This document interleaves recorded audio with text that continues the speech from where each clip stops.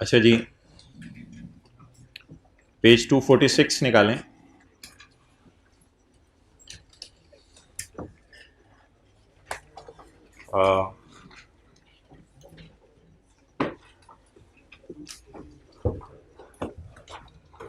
अगर कभी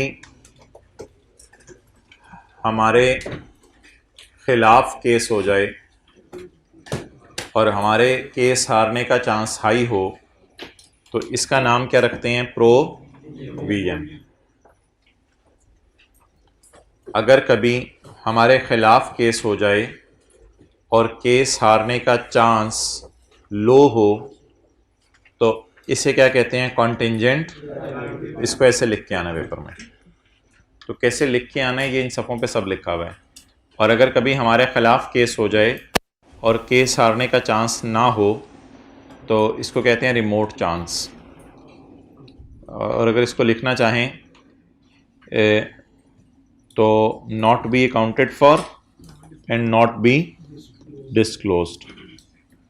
not be accounted for and not be disclosed, page 246। अच्छा, अगली बात, अगर हम ने कोई लीगल या कंस्ट्रक्टिव ऑब्लिगेशन हमारे ऊपर सिरे से है ही नहीं, क्योंकि हमने कोई बात सोची है अभी कम्युनिकेट नहीं की, तो फिर नो लीगल और नो कंस्ट्रक्टिव ऑब्लिगेशन, इस तरह के तो पहले दिन से काफ़ी सवाल किए हमने। अच्छा, हम किसी के खिलाफ केस कर दें, हम किसी के खिलाफ केस कर दें और अगला बंदा कह दे मैं पैसे दे देता हूं, या इंश्योरेंस कंपनी कह दे मैं पैसे दे देती हूं, या जज साहब कह दें आप केस जीत गए हैं, तो ये पैसे मिलना वर्चुअली सर्टन है। और अगर पैसे मिलने का हाई चांस हो तो इसको क्या कहेंगे? Contingent asset. और अगर पैसे मिलने का कम चांस हो या नो चांस हो तो not be accounted for, not be disclose, फिर तो कुछ भी नहीं करना। लेकिन अगर पेपर में ऐसा सिनेरियो आ जाए कि हमारे खिलाफ भी केस हो रहा हो, हम फिर आगे और किसी से पैसे मांग रहे हो, तो फिर ऊपर वाली सारी बातें भी लिख के आनी है, प्रोविजन की और एसेट वाली। और ये दो तीन बातों का भी ध्यान रखना है। दो तीन बातों का क्या ध्यान रखना है? कि मैक्सिमम रिसीवेबल उतना बुक करना है जितनी आपने प्रोविजन बुक की है, जैसे कल की क्लास में हुआ था। दूसरी बात का आपने यह ध्यान रखना है कि आपने P&L में नेट करने की इजाजत है और बैलेंस शीट के अंदर नेट करने की इजाजत नहीं है। ये बातें याद है? ये तो बहुत पुरानी बातें हैं। और रिस्ट्रक्चरिंग के बारे में कैसे लिख के आना है वो तो उसके पैरास खोल के आप लिख सकते हैं। और फ्यूचर ऑपरेटिंग लॉस किसी को याद है? फ्यूचर में ऑपरेट करेंगे तो लॉस आएगा, नहीं ऑपरेट करेंगे तो लॉस नहीं आएगा। लेकिन फ्यूचर ऑपरेटिंग लॉस में ये था, आप कॉलेज वालों को भी डरा दें कि आपको अगले सेशन में लॉस आएगा, तो कॉलेज वाले क्या जवाब देंगे? हम फ्यूचर में ऑपरेट ही नहीं करेंगे तो लॉस ही नहीं आएगा। लेकिन अगर फ्यूचर ऑपरेटिंग लॉस आना हो तो फिर एसेट्स को किस टेस्ट से गुजार लें? इंपेयरमेंट टेस्ट से गुजार लें। ऑनरेस कॉन्ट्रैक्ट था एक, डीकमीशनिंग थी एक, फ्यूचर रिपेयर किसी को याद हो? दो एग्जांपल्स की थी फ्यूचर रिपेयर्स की, एग्जांपल 1, और एक फर्नेस वाली और एक ओवरहॉलिंग वाली। तो उनकी भी लायबिलिटी बुक नहीं करनी होती क्योंकि future repairs can be avoided, future repairs को अवॉइड किया जा सकता है। ओके,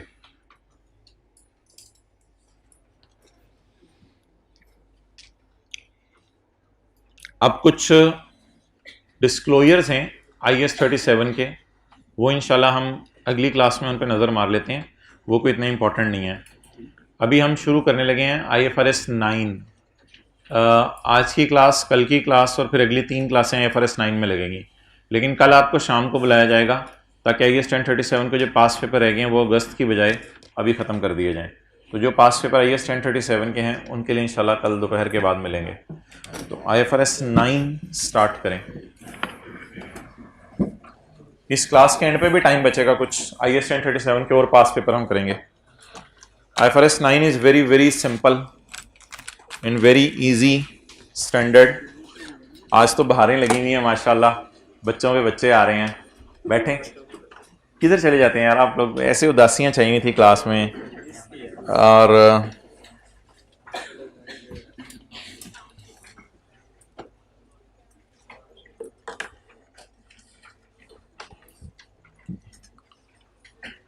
मुझे भी भूल गई हैं चीज़ें कहाँ पड़ी हुई थी। वो किधर है लेक्चर नोट्स वॉल्यूम 2 के लेक्चर? ये अच्छा, इसमें IFRS 9 किस पेज पे है? 400 नहीं 619 तो इसमें नहीं नहीं नहीं नहीं, एंड पे लेक्चर नोट्स वाले में 724। चलें जी 724 पेज 724 क्वेश्चन नंबर 1। अल्लाह आपको किताब लाने की तौफीक दे। Pel invested in 200 shares of PTCL in November 2007 at a cost of ₹16 per share. किसी कंपनी के 200 शेयर खरीद लिया आपने, वो कंपनी आपकी सब्सिडरी बन जाएगी, वो कंपनी आपकी एसोसिएट बन जाएगी। सर हमें टोटल शेयर नहीं पता। चलो टोटल शेयर मिसाल के तौर पे मिलियंस में है, चलें ऐसी मिसाल देता हूं, टोटल शेयर मिलियन में है। तो क्या 200 शेयर खरीदने से कोई कंपनी आपकी सब्सिडरी बन जाती है, कोई कंपनी आपकी एसोसिएट बन जाती है? बिल्कुल भी नहीं बनती। तो आपने 200 शेयर खरीदे किसी कंपनी के, तो नॉर्मल सी एंट्री बता दें, शेयर्स डेबिट कैश, शुरू करें सादा सादा सी एंट्रीज। आपने किसी कंपनी के शेयर्स खरीदे, तो शेयर खरीदने की जल्दी से एंट्री बताएं पहली। रिक्वायरमेंट्स नहीं पढ़नी आपने, रिक्वायरमेंट्स नहीं पढ़नी अभी। मेरे अल्लाह अकबर, बबलू कहां से आया है? चाचू यार की रहो अबू बकर, ई से पहले का लगा हुआ है? मेरी नजर की नहीं पड़ी, तेरी नजर बड़ी तेज है। अच्छा जी, ये हमारी रफ वर्किंग की शीट है जी। अच्छा चलें जी, रिक्वायरमेंट है शेयर्स खरीदने की एंट्री बताएं जी। Investment in shares debit, investment class पूरा लिखेगा, investment in shares debit cash credit. साथ में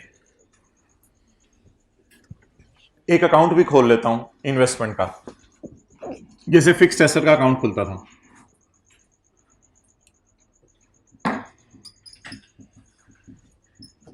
इन्वेस्टमेंट इन शेयर्स वर्किंग 1 जी मोहतरम। पहले invested in 2 shares of PTCL eight a cost of ₹16 per share. तो 16 रुपए का हमने एक शेयर खरीदा है। कितने शेयर? एक कितने का? तो 3200। इन्वेस्टमेंट डेबिट कैश क्रेडिट कितने से? 3200। ये एंट्री हम कब करेंगे? रिक्वायरमेंट ए चल रही है ये एंट्री हम कब करेंगे? नवंबर 2007 में कर लें एंट्री, वरना मैं आ जाऊंगा फिर।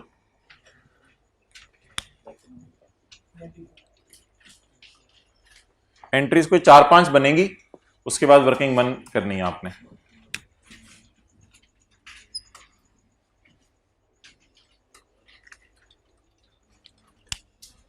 वो शहजादे हाथ खड़ा करें जो लाहौर में रहते हुए नहीं आ रहे थे।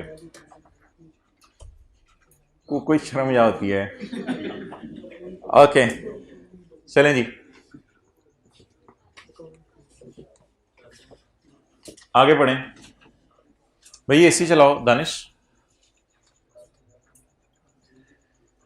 ट्रांजैक्शन कॉस्ट पे to broker was ₹300। Expense debit cash credit. Capitalize नहीं करना इसको, कैपिटलाइज नहीं करना। एक्सपेंस डेबिट कैश क्रेडिट जी 300 से। ये अजीब सा स्टैंडर्ड नहीं है IS 41 की तरह के fair value minus cost to sell और पता नहीं किन किन चक्रों में पढ़ते थे वो। ये सीधा सीधा सा स्टैंडर्ड है। ऐसा खरीदा, ऐसा डेबिट कैश क्रेडिट, ब्रोकर को पैसे दिए, कैपिटलाइज नहीं करने। Expense debit cash credit. Share खरीद रहे हैं, इतने शेयर खरीद रहे हैं कि वो कंपनी हमारी सब्सिडरी बन रही है, इतने शेयर खरीद रहे हैं कि वो एसोसिएट बन रही है। शायद ये 1 या 2% शेयर हम किसी कंपनी के खरीद रहे हो, शायद 3% खरीद रहे हो, 20% से कम होंगे, हमारी एसोसिएट नहीं है ये।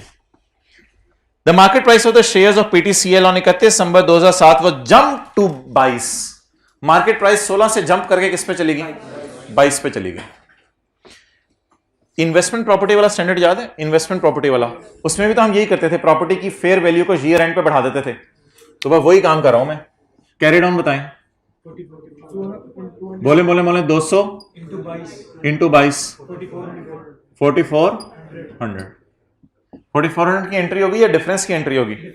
ये वर्सेस की कैलकुलेशन है, वर्सेस की कैलकुलेशन है जी। बता दें 3200 वाले शेयर 4400 के हो गए या 16 रुपए वाला शेयर 22 रुपए का हो गया, एक ही बात है। हमारे पास 200 शेयर हैं तो कितनी खुशी आई? इस खुशी को P&L में डाला करेंगे फेयर वैल्यू गेन के नाम से। Fair value gain, fair value gain will go to P&L as a balancing figure 1200। Clear? Paper में आप ऐसे भी कर सकते हैं 2000 या 200 शेयर्स कितने से कितने पे चले गए? 22 से 16 पे चले गए। तो 22 वर्सेस 16, तब भी देख लें ये यही फिगर आ रही है, जरा कैलकुलेट करके देखें 1200 रुपए आ रहा है। तो क्या पेपर में जरूरी है टी काउंट बनाना या 22 और 16 का डिफरेंस भी ले सकते हैं? 22 और 16 का डिफरेंस। टी काउंट बनाना पेपर में जरूरी नहीं है। 22 और 16 का डिफरेंस, 16 वाली चीज किस पे चली गई? 22 पे। तो 200 शेयर्स हैं हमारे। टाइम सेव करने के लिए यू कैन डू इट जी। एंट्री बताएं 1200 की। इन्वेस्टमेंट डेबिट और P&L क्रेडिट। ये एंट्री कब होगी? दिसंबर 2007 को। एंट्री बोलें investment in shares debit, fair value gain credit. ये OCI में नहीं जाएगा, ये P&L में जाएगा। 1200 3200 जमा 1200 कैरी डाउन 4400। तो गेन लॉस टी अकाउंट से भी निकल सकते हैं और वर्सेस वाली कैलकुलेशन जैसे IS 21 में करते थे उससे भी निकल सकते हैं। क्लियर हो गया? अगली खुद ही कर दें फिर मैं खत्म करूं सवाल को। अगली एंट्री कर दें 0.4। जंप डाउन कर गई है चीज, 22 से दोबारा किस पे आ गई है? 18 पे। हमारे साल या अगले साल के आखिरी दिन? अगले साल के आखिर। हम परेशान हो जाएंगे कि जो चीज हमने खरीदी हुई है वो सुस्त हो गई है, सस्ती हो गई है।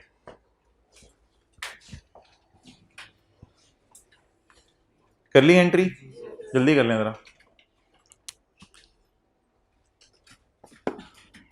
जी। BD बोले, CD 200 into 3600। Fair value loss, fair value loss P&L में जाएगा, बैलेंसिंग 800। इधर कैसे निकालेंगे? अगर शॉर्टकट से निकालना हो इधर 200 पहले किस पे पड़ा हुआ है? 22 पे। मैंने किस पे लेके जाना है? 18 पे। वर्सेस लिख दें वो तो कोई मसला नहीं, 22 पर से 18। लेकिन एरो एरो खींचे जरा, किससे किसकी तरफ जाने? तो फिर लॉस आ रहा है 4 रुपए का या गेन आ रहा है? लॉस आ रहा है। तो फेयर वैल्यू लॉस डेबिट दिसंबर 2008 पे, fair value loss in P&L debit and investment in shares credit. कितना? 800।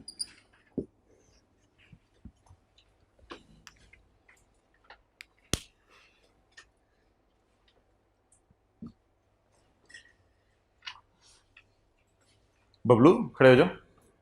हाँ, शेयर्स दूध देते हैं? सोच के बोलना है। शेयर्स दूध देते हैं? कभी शेयर खरीद के देखो, दूध मिलेगा? पियोगे? बैठ जाओ। भैंस तो हमने सुना था कि महंगी भी हो जाती है, मोटी भी हो जाती है, तो उसको फेयर वैल्यू गेन लॉस कहते थे IS 41 में। लेकिन आपको पता है कि जितनी भी चीजें हैं उनमें आप सोचें, 1 बाय 1 लेके चलना शुरू करें। मिसाल के तौर पर मैं बात करता हूं एक जानवर से, तो भैंस जो है वो महंगी भी हो जाती है, ये फेयर वैल्यू गेन लॉस होता है। वो दूध भी देती है, ये एक अलग फायदा होता है। अगर आप इन्वेस्टमेंट प्रॉपर्टी की बात करें तो वो महंगी भी हो जाती है। कोई लैंड बिल्डिंग आपने खरीदी और बोल रहे हैं वो महंगी हो गई, लैंड बिल्डिंग महंगी भी हो जाती है, और सेकेंडली रेंटल भी आता है, उससे रेंटल भी आ सकता है। जब तक महंगी नहीं, जब तक आपको अच्छी प्राइस नहीं मिल रही जितनी आप बेचना चाह रहे हैं, तब तक आप रेंटल कमाते रहें। सिमिलरली शेयर्स में क्या होता है, जब तक आपके पास पड़े रहेंगे महंगे या सस्ते होंगे, और हर साल आपको क्या आएगा, तो डिविडेंड फिलहाल सवाल में अवेलेबल, लेकिन अगर आ जाए तो डिविडेंड की entry cash debit dividend income credit, cash debit dividend income, और डिविडेंड इनकम हमेशा एंड में जाता है, ठीक है। तो फिलहाल सवाल में डिविडेंड नहीं है, लेकिन डिविडेंड भी आ सकता है। तो बस खत्म हुआ जी, इसका पी एंड एल और बैलेंस शीट बना दें।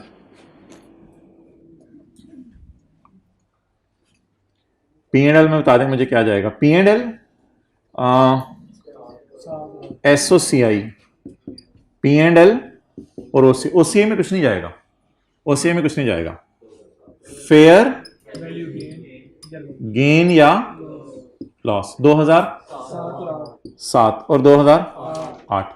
अच्छा, एक अनलकीली एक चीज है, पता नहीं आपके लिए तो लकीली होगी, इनका बेचना हमारे सिलेबस में नहीं है, शेयर्स का बेचना हमारे सिलेबस में नहीं है, सिर्फ खरीदना हमारे सिलेबस में है। अच्छा जी, पहले साल ट्रांजैक्शन कॉस्ट का एक्सपेंस आया, तो transaction cost expense, expenses negative में शो कर दें जरा, पता चले ये एक्सपेंस है कितना, 300।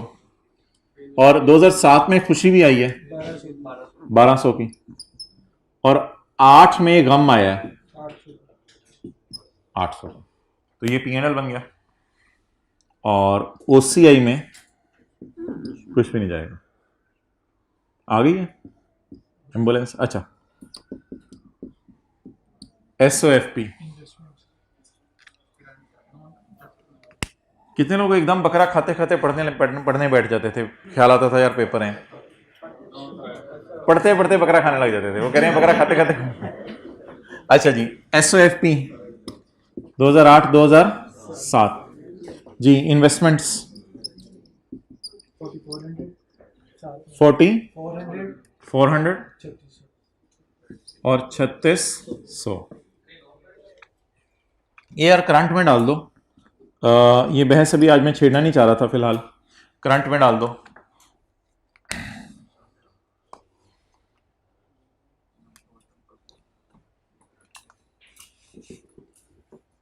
इधर ले आओ तय मेरा, प्रिपेयर द अकाउंटिंग एंट्रीज, छोड़े पहले रिक्वायरमेंट को। अच्छा जी, इन्वेंट्रीज के अंदर दो मॉडल होते थे, एक फाइफो होता था और दूसरा वेटेड एवरेज होता था, क्लियर। इधर भी दो मॉडल है, एक है गेन्स को आप पीएनएल में ले जाएं, एक मॉडल है, रिक्वायरमेंट ना पढ़ो, एक मॉडल है गेन्स को आप ओसीआई में ले जाएं। गेन्स को किस में ले जाएं, ओसीआई में ले जाएं। तो अब जरा सुनते रहिएगा, अगर गेन को ओसीआई में लेके जाएंगे तो इससे फर्क क्या पड़ेगा सोल्यूशन के ऊपर। नंबर 1, अगर आप गेन को ओसीआई में लेके जाएंगे तो हम एक्सपेंसेस को कैपिटलाइज करेंगे, जो ट्रांजैक्शन कॉस्ट होगी उसे क्या करेंगे, कैपिटलाइज। पहला फर्क ये पड़ेगा कि 300 रुपए को इधर ही डाल देंगे, अलग से एक्सपेंस के तौर पे रिकॉर्ड नहीं करेंगे, इसको एसेट की कॉस्ट में डाल देंगे, डन। पहला फर्क ये पड़ेगा। दूसरा फर्क, अगर गेन को ओसीआई में लेके जाएंगे तो ये जो बैलेंसिंग फिगर आएगी गेन लॉस की, ये पीएनएल में नहीं जाएगी, ये कहां जाएगी, जब ये ओसीआई में जाएगी तो ये फॉर द ईयर ओसीआई में जाएगी, और फिर एज ऑन बैलेंस शीट के स्टेट्स के अंदर भी जाएगी, और फिर अगले साल भी गेन उसी तरह ओसीआई के अंदर जाएगा। अच्छा, इसमें आईएस 16 की तरह नहीं होगा कि आईएस 16 में सरप्लस आता था तो सरप्लस में ओसीआई में चला जाता था, लॉस आता था तो पीएनएल में चला जाता था।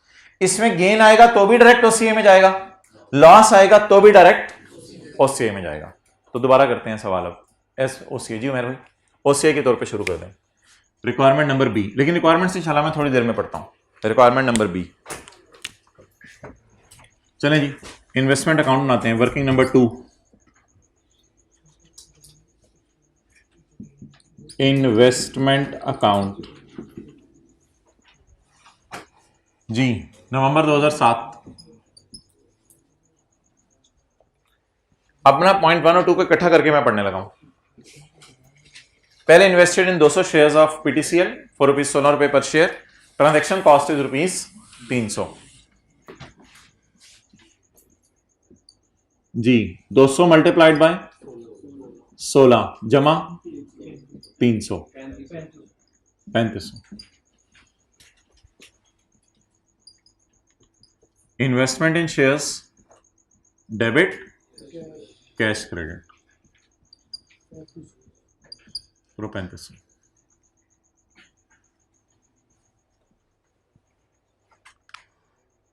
क्लियर?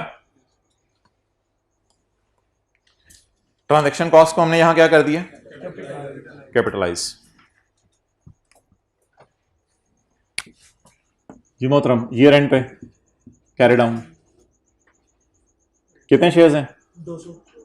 200 जरब 22। 300 को अब लिफ्ट नहीं करानी, बस वो इनिशियली हुआ था एसेट की कॉस्ट में डल गया, खत्म। 400 कितना गेन आ रहा है? वट एवर द रीजन में भी हमें इससे कोई कंसर्न नहीं। ट्रांजेक्शन कॉस्ट आई, ये हुआ वो हुआ, हमें इससे कंसर्न नहीं।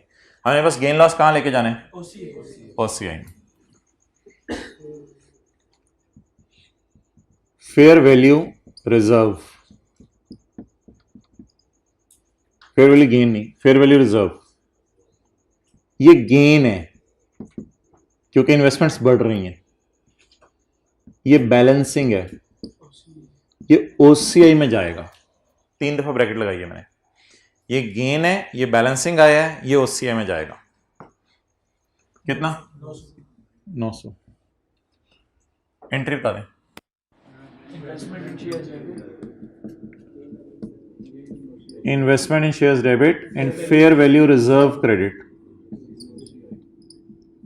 फेयर वैल्यू रिजर्व जी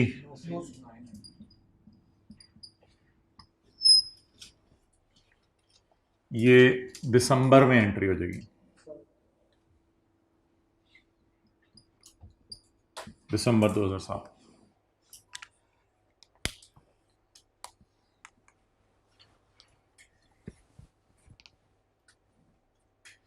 ये मुझे भी भूल गया था कौन कौन क्लास में आता था। आज आए तो पता चला अच्छा ये भी सीए कर रहा था, ये भी सीए कर रहा था। ओके, इसमें ना साथ साथ जरा मैं P&L बैलेंस शीट बना रहा हूं अगले साल से पहले ही।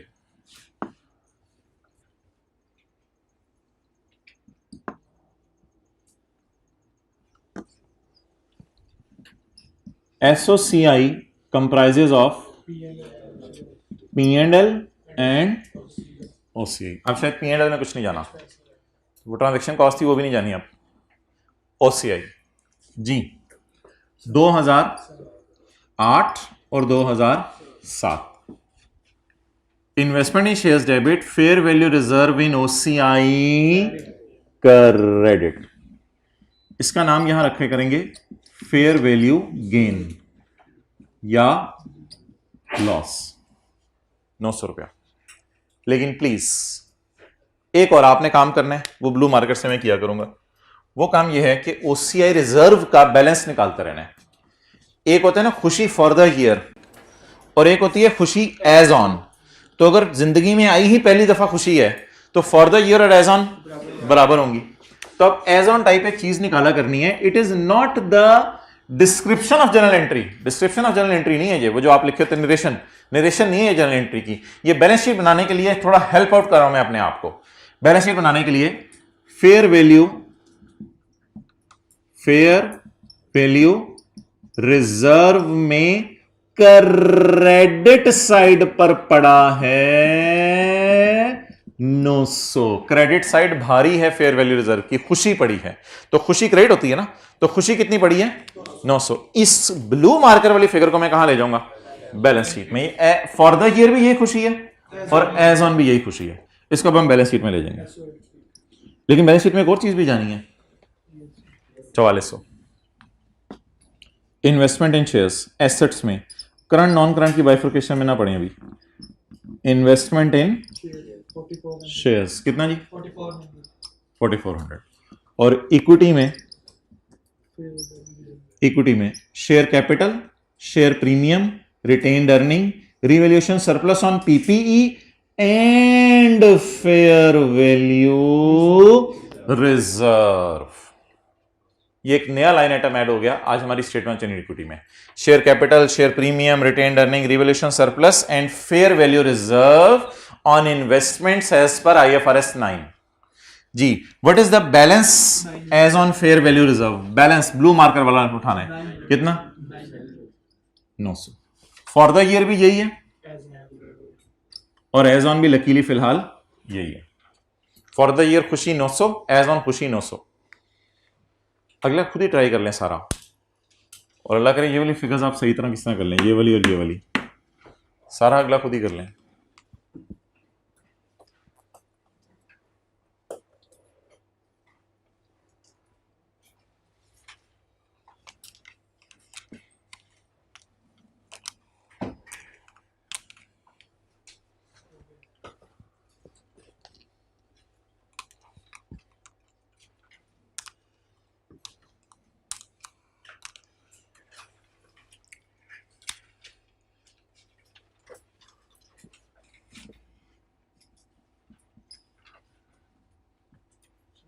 अच्छा यार, इसमें ना अगर आपने शॉर्टकट लगाना है ना 900 रुपये का निकालने का, तो शॉर्टकट फिर इस तरह लगाइएगा।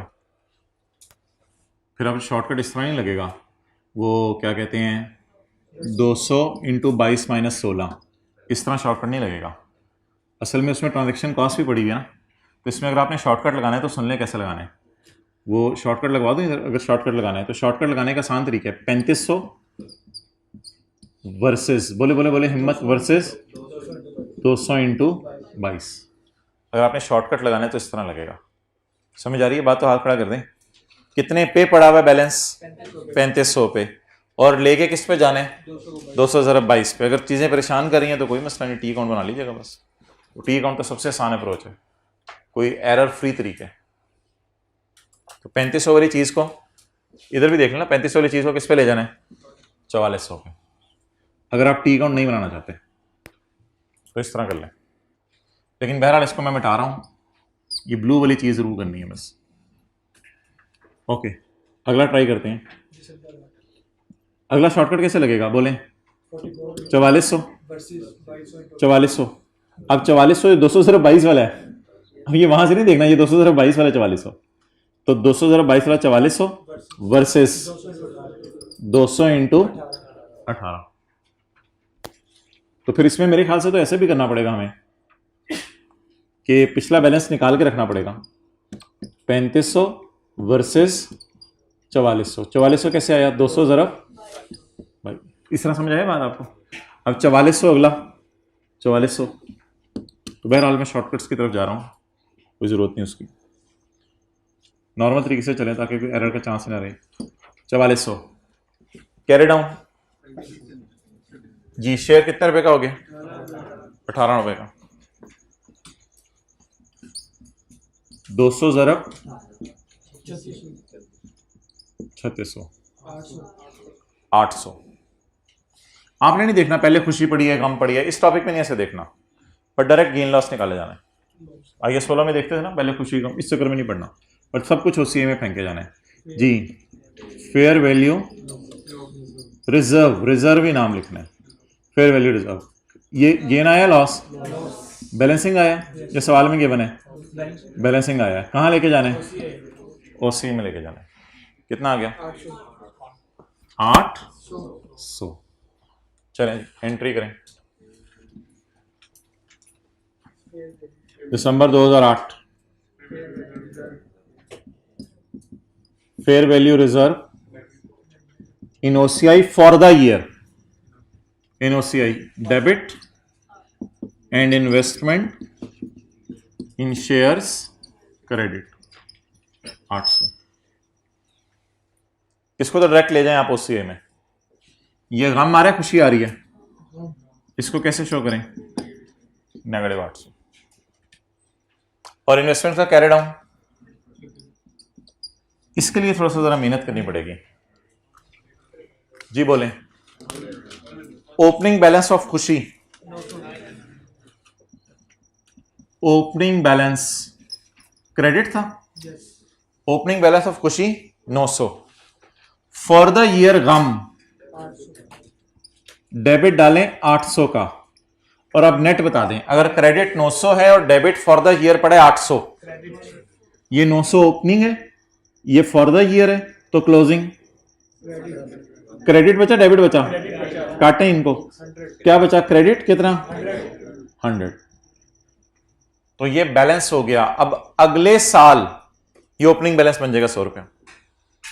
तो पिछले साल बताएं, 1 मिनट सारे, पिछले साल बताएं फॉर द ईयर खुशी, एज ऑन खुशी,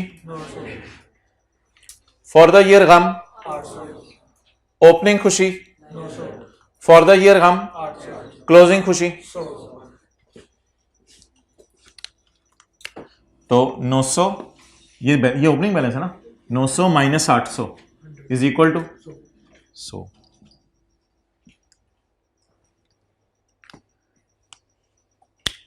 तो ये थोड़ी सी एक समझने वाली चीज थी।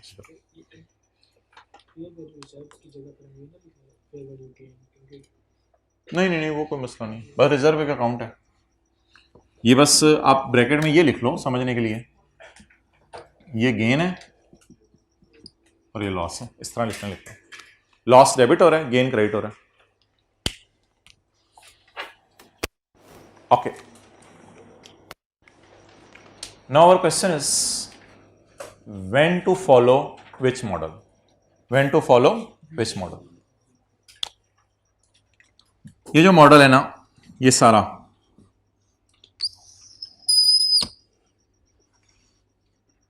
इसका नाम है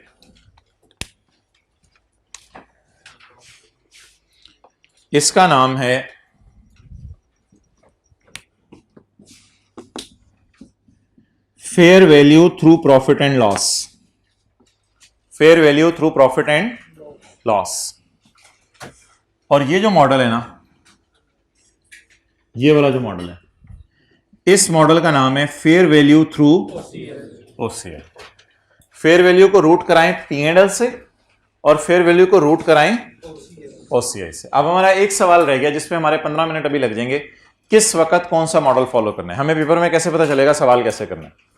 तो शेयर्स में बढ़ती हुई कीमतों को P&L में भी लेके जा सकते हैं और शेयर्स में बढ़ती हुई कीमतों को OCI में भी लेके जा सकते हैं। दोनों मॉडल्स में एक फर्क ट्रांजैक्शन कॉस्ट का है और दूसरा फर्क है ईयर एंड के ऊपर, लेकिन डिविडेंड इनकम दोनों मॉडल्स में इंशाल्लाह P&L में जाएगी। डिविडेंड इनकम तो P&L में जाती है, वो कभी भी अनरियलाइज टाइप चीज नहीं होती। ठीक है, तो ये सारी चीजें एक सफे पे इतनी तफसील से लिखी हुई हैं कि आप पढ़ पढ़ के थक जाएंगे। ठीक है, तो ये सारी सफे पे बिल्कुल तफसील से लिखी हुई हैं सारी बातें। पहले वो सफा ढूंढते हैं कि इनमें करना क्या है। ये हमारे चैप्टर में आना पड़ेगा, आपको IFRS 9 के चैप्टर में आना पड़ेगा, पेज नंबर 410।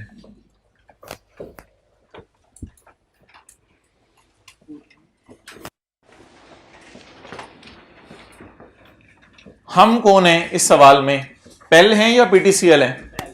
पेल। हम कौन है? पेल। एक लफ्ज बोलने लगा हूं, जरा बताइएगा समझ आ रहा है आपको? पहले वो लफ्ज सुन लें।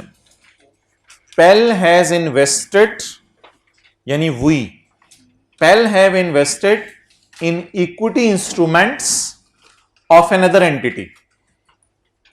समझ आई बात?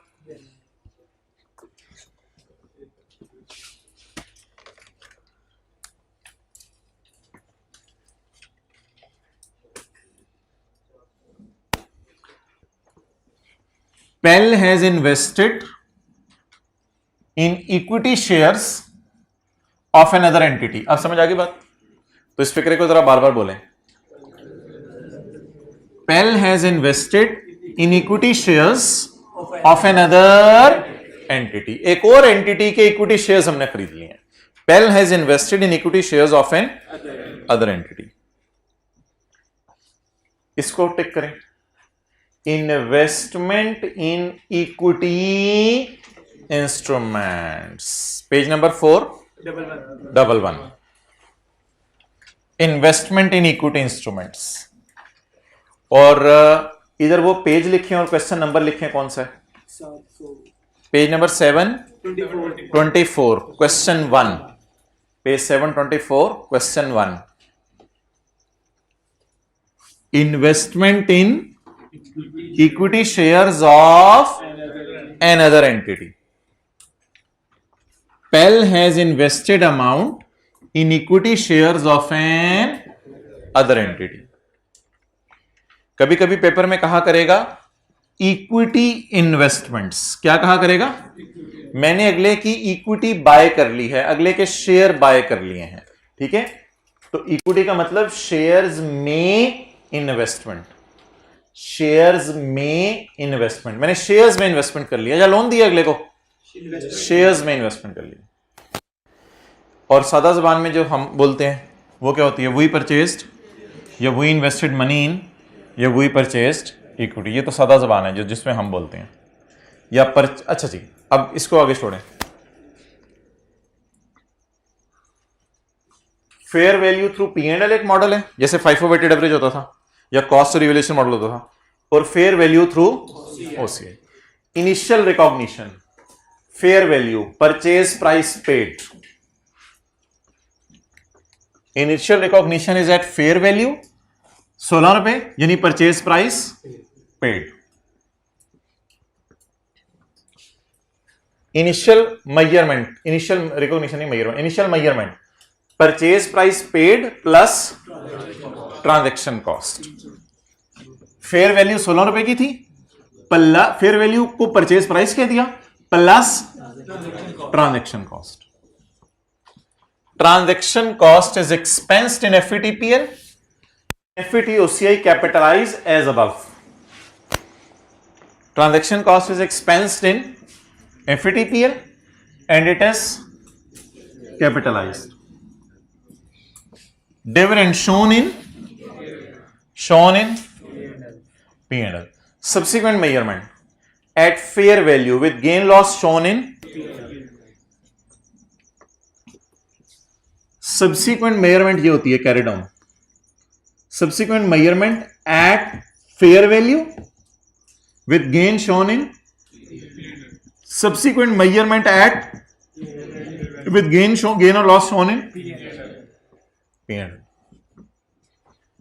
FVTOCI subsequent measurement at fair value with gain loss shown in OCI। at fair value 22 रुपए with gain loss shown in OCI। ऐसा नहीं होगा कि लॉस आएगा तो P&L में डाल देंगे जैसे IAS 16 में होता था, ऐसा नहीं होगा। हमेशा ही गेन आए, लॉस आए, कहां डालना डायरेक्ट? पहली दफा भी लॉस आ जाए तो भी, उधर ये होता था ना, पहली दफा लॉस आ गया, अगर कभी भी रिवैल्यूएशन नहीं आई हुई तो पहली दफा लॉस आ गया डायरेक्ट कहां फेंकते थे? P&L में। लेकिन इधर पहली दफा लॉस आए, 10वीं दफा लॉस आए, जब मर्जी लॉस आए, all will go to OCI। तो ये हो गई जी दोनों मॉडल्स की अकाउंटिंग ट्रीटमेंट। अब सवाल क्या रह गया? कब कौन सा मॉडल आपने यूज करना है, उसके लिए एक डिस्कशन है, उसके लिए आपने जरा अटेंटिव रहना है। वालिद साहब ने आपको कहा कि बेटा हमारा कारोबार मुख्तलिफ शहरों में फैला हुआ है, ये करीब करीब के शहर हैं, कुछ साहिवाल है, कोई और है, कुछ शेखोपुरा है, कोई जो है वो ननकाना के अंदर है, कोई और जगह के ऊपर है। तो ये करीब करीब के शहरों में हमारा कारोबार फैला हुआ है। तो बेटा जब भी छोटा रास्ता इख्तियार करेंगे ना हम, यानी करीब के शहर में जाएंगे, तो उस वक्त हम जाया करेंगे GT रोड से। ये तय होगी, ये बात लिख लो, पक्की बात है, इसमें कोई दूसरी राय नहीं और मैं तुम्हारी नहीं सुनूंगा। तो जब भी छोटे रास्ते पे जाना है, यानी करीब के शहर में जाना है, तो हम किस पे जाएंगे? GT रोड पे जाएंगे। ये बात पक्की है, इसमें कोई दूसरी राय नहीं, और आइंदा टाटर ज्यादा नहीं करनी। दूसरी बात, बेटा एक दूर का शहर है जहां जाते जाते 4 घंटे लग जाते हैं, वो है रावलपिंडी। रावलपिंडी जाने में बेटा तुम्हारे पास 2 ऑप्शंस होंगी, तुम्हारे पास 2 ऑप्शंस होंगी। अगर तुम GT रोड से जाते हो तो रास्ते के अंदर जो है वो तुम्हें मियाँ जी दाल वाले हैं, वो क्या मशहूर हैं, मियाँ जी वाले, हाँ, तो मियाँ जी दाल वाले रास्ते में तुम्हें मिलेंगे GT रोड पे। और अगर तुम जो है वो मोटरवे से जाते हो तो रास्ते में तुम्हें मैकडॉनल्ड्स मिलेगा, बड़े मियाँ जी। तो अब ये 2 रास्ते हुआ करेंगे, जब भी लंबा सफर हुआ 2 रास्ते हुआ करेंगे। या तो तुम GT रोड पे चले जाना, ब्रो नहीं सॉरी सन, बेटे या तो तुम GT रोड से चले जाना या तुम मोटरवे से। तुम्हारी चॉइस है, तुम्हारी चॉइस है, जो मर्जी कर लेना, चाहे GT रोड पे डाल दो, चाहे मोटरवे पे डाल दो, तुम्हारी मर्जी है। लेकिन बेटे एक बात सुन लो, अगर तुमने गाड़ी मोटरवे पे डाल दी और बोर होना शुरू हो गए कि दाएं बाएं कुछ नजर नहीं आ रहा, तो दोबारा तुम्हें जीटी रोड पे नहीं डालने दूंगा। अगर तुमने गाड़ी मोटरवे पे डाल दी तो दोबारा जीटी रोड पे नहीं आने दूंगा। इससे आपके जहन में क्या सवाल अराइज हो रहा है? नहीं नहीं नहीं, इससे अगला सवाल आपके जहन में क्या अराइज हो रहा है कि अगर जीटी रोड पर डाल दी तो मोटरवे पे आने देंगे या नहीं? ये आउट ऑफ सिलेबस है, इसको रिक्लासिफिकेशन कहते हैं, ये हमारे सिलेबस में नहीं है, ये आउट ऑफ सिलेबस है। तो ये इस तरह नहीं सोचना। बस दो बातें हैं। नंबर 1, जब भी छोटा रास्ता जीटी रोड, एक कोई ऑप्शन नहीं है, you have no choice, you have no choice, you are suppose to go through GT road. जब भी लंबा रास्ता, you have choices, you have choices, either you can go through this way और you can go through this way. या तुम GT road से चले जाओ या तुम, लेकिन अगर मोटरवे पे डाल दी तो वापस तुम जीटी रोड पर नहीं आ सकते, वापस जीटी रोड पे नहीं आ सकते। क्लियर? अगर आपने शेयर्स खरीदे हैं थोड़े दिनों के लिए, अगर आपने शेयर्स खरीदे हैं थोड़े दिनों के लिए, कुछ 10 दिन, 15 दिन, 20 दिन, महीना, 2 महीने, 6 महीने, 4 महीने, 10 महीने, 15 महीने, थोड़े दिनों के लिए आपने शेयर खरीदे हैं कि बस बेच दूंगा, जैसी अच्छी प्राइस निकली बेच दूंगा, तो फिर आपका मकसद डिविडेंड खाना नहीं होगा उससे, फिर आपका मकसद डिविडेंड खाना नहीं होगा, फिर तो आपने सिर्फ उनको बेच के फायदा उठाना है। तो अगर आपने शेयर थोड़े अरसे के लिए खरीदे हैं, शॉर्ट टर्म, थोड़े अरसे के लिए, तो स्टैंडर्ड कहते हैं I am not giving you any choice, जितना गेन लॉस आए P&L में लेके जाओ, जितना गेन लॉस आए, ये जीटी रोड का रास्ता है मोहतरम, ये जीटी रोड का रास्ता है, जितना गेन लॉस आए P&L में जाओ, बस खत्म बात। और अगर तुमने शेयर लॉन्ग टर्म पर्सपेक्टिव से खरीदे हैं, और अगर तुमने शेयर लॉन्ग टर्म पर्सपेक्टिव से खरीदे हैं, यानी 10 साल 8 साल रखूंगा और शेयर बेचना मेरा मकसद नहीं है, बट डिविडेंड खाता रहूंगा, तो अगर तुमने लॉन्ग टर्म पर्सपेक्टिव से शेयर रखे हैं, you have choices. The default category is GT road. Standard कहते हैं जीटी रोड पे चढ़ जाओ, कोई मसला ही नहीं, गेन सारे P&L में फेंक करो, कोई मसला नहीं। शेयर की प्राइस बढ़ रही है, P&L कम हो रही है, आपके दिल में आ रहा होगा उससे लॉन्ग टर्म के लिए खरीदे, नहीं नहीं नहीं, स्टैंडर्ड कह रहे हैं you have default option available, default category, default option is available, GT road खुली हुई है, जाओ मजे करो जीटी रोड पे। हाँ, तुम्हारे पास एक अलाउड ऑल्टरनेटिव है, तुम्हारे पास एक ऑल्टरनेटिव है, डिफॉल्ट कैटेगरी नहीं है, ऑल्टरनेटिव है, लेकिन वो ऑल्टरनेटिव खतरनाक है। अगर उस ऑल्टरनेटिव की तरफ तुम आते हो तो तुम फिर वापस नहीं जा सकते, तुम फिर वापस नहीं जा सकते। जरा सवाल पढ़ने की कोशिश करते हैं हमारे वाला। सवाल की रिक्वायरमेंट मैं पढ़ रहा हूं, prepare accounting entries if the investment is held for trading, short term trading, बेचने के लिए खरीदी है या फिर रखने के लिए, बेचने के लिए, मींस हेल्ड फॉर। हमारे पास पेपर में कोई ऑप्शन नहीं होगी सिवाय इसके कि हम ये वाला मॉडल लगाएं। अगर हम वो लगाएंगे तो एग्जामिनर हमारे नंबर 0 देगा, क्योंकि हमारे पास चॉइस नहीं है ना, छोटा रास्ता हमेशा किससे जाने, हमारे पास चॉइस नहीं है, तो मजबूरन हम ये किस पे फॉलो करेंगे, FVTPL पे। Prepare accounting entries if this investment in shares held for to earn dividend.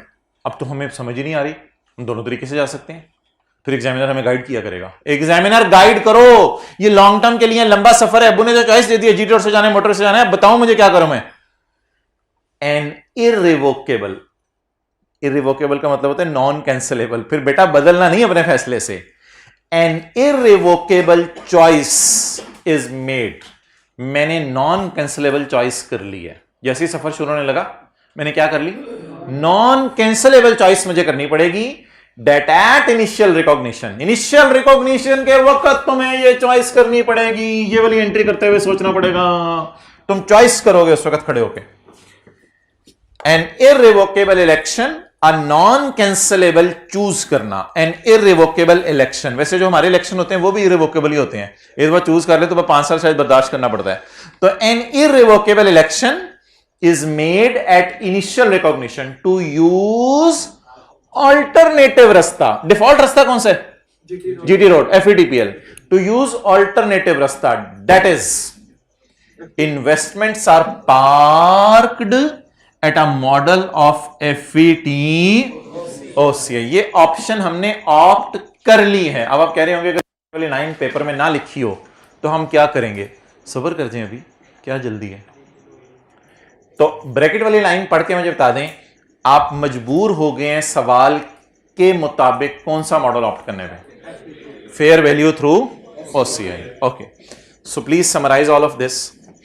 If I have bought the shares for short term, then I have no choice. The model is fair value through profit and loss. The model is very easy, calculations are very easy, but ये सोचने के जाना कहां है. But if I bought the shares for long term, the default category is still available. What is the default category which I was already using? अगर मैंने short term के लिए खरीदे होते, तो default category is also available. You can go on FVTPL. But if अगर आप initial recognition के वक्त वादा करें कि मैं FVTOCA पे जाऊंगा और दोबारा नहीं फिरूंगा, तो फिर आप कौन सा मॉडल अवेलेबल है, फिर आप इसके ऊपर फॉलो करते हैं. क्लियर? ये डायग्राम पढ़े, समझ आ रही है? पेज नंबर कौन सा है ये? 411. Purchase shares for short term, purchase shares for trading, आगे भी चलना है ना. Purchase shares for trading, purchase share for speculation. Speculation होता है बस मार्केट ऊपर नीचे होगी, वहां से फायदा उठा लूंगा. Yes, no option, no choice available. You are bound to go on GT road. Fair value through P&L. I have purchased share for short term? No. I have purchased share for trading? No. Means for not held for trading. Motorway की designation non cancellable initial recognition पे choose कर ली है? हां, तो ठीक है, फिर मोटरवे पे जाएं. मोटरवे की डेजिग्नेशन नॉन कैंसलेबल चूज कर लिया? नहीं नहीं नहीं नहीं, मैं ये नॉन कैंसलेबल टाइप चीजें खतरनाक हो जाती हैं बाद में, फिर मेरा दिल चाहा तो मैंने नहीं चूज की, तो फिर बता दें FVTPL. तो इसके साथ लिखें डिफॉल्ट कैटेगरी. डिफॉल्ट रास्ता तो फिर अवेलेबल है ना, कौन सा? अगर आप चूज नहीं करते इमरान खान को, तो फिर नवाज शरीफ तो अवेलेबल है, तो लेकिन अगर चूज कर लेते हैं इमरान खान को, फिर बाद में मुकरना नहीं है कि एक ही हो गया. अच्छा, तो लेकिन ये इलेक्टिव है, इलेक्टिव, ये इलेक्टिव है, ये चॉइस अवेलेबल है. वरना डिफॉल्ट तो आपको पता है हमारे मौजूद हैं सियासतदान.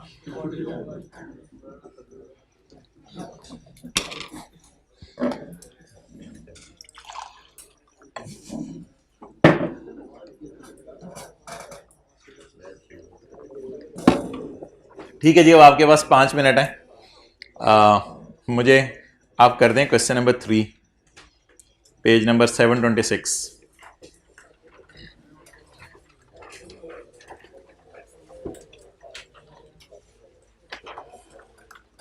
You have 5 minutes. सवाल में जनरल एंट्रीज नहीं मांगी, वो भी करें. Question number 3, page 726. और इस सवाल में एक बात सुन लें, कुछ चीजें मैंने काट दी हैं क्योंकि ये सवाल के लिए इरेलीवेंट है, ये मैं आपको थोड़ी देर बाद समझा दूंगा. तो ये चीजें मैंने काट दी हैं, बाकी सवाल आपके सामने है. You have 5 minutes. General entries करें, P&L बनाएं, बैलेंस शीट बनाएं. पूरा सवाल पहले एक दफा गो थ्रू करें. पॉज कर दो यार वीडियो 5 मिनट के लिए. Okay, let us waste the time together. अब आप कह रहे होंगे no you will waste the time, we have already wasted our time. Okay, let me, will you please help me out in wasting the time? You people are born to help me out to waste my time. Not at all, guy. Please think before you speak. पहले तोलो फिर बोलो बड़ी. ये जबान के अल्फाज वापस नहीं लिए जा सकते, मैंने वापस ले लिए. और प्लेट है, वापस ले लिए.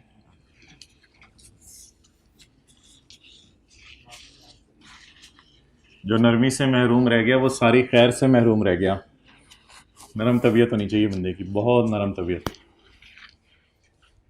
खुश नसीब लोगों को मिलती है. ओके, ऑन 1 मई 2017 Tandru limited acquired following equity investments. acquired following equity investments. Investment in equity of another entity या acquired shares, acquired following equity investments, share खरीदे हैं.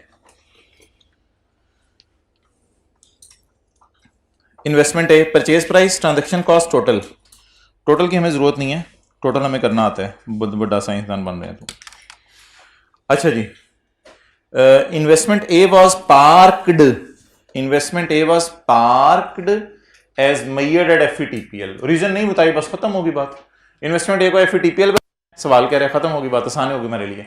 Where is investment B was non cancellable election की है, यानी जिस वक्त motorway पे चढ़ने लगेंगे, डिफॉल्ट रास्ता जीटी रोड अवेलेबल है, लेकिन अब्बू बेटे से कहलवाएंगे, पुत्र बोल मैं जीटी रोड पे नहीं जाऊंगा, मोटरवे पे जाऊंगा, और मैं वादा करता हूं जान चली जाएगी, मोटरवे से नहीं उतरूंगा, चाहे हड़ताल हो, आंधी हो, तूफान हो.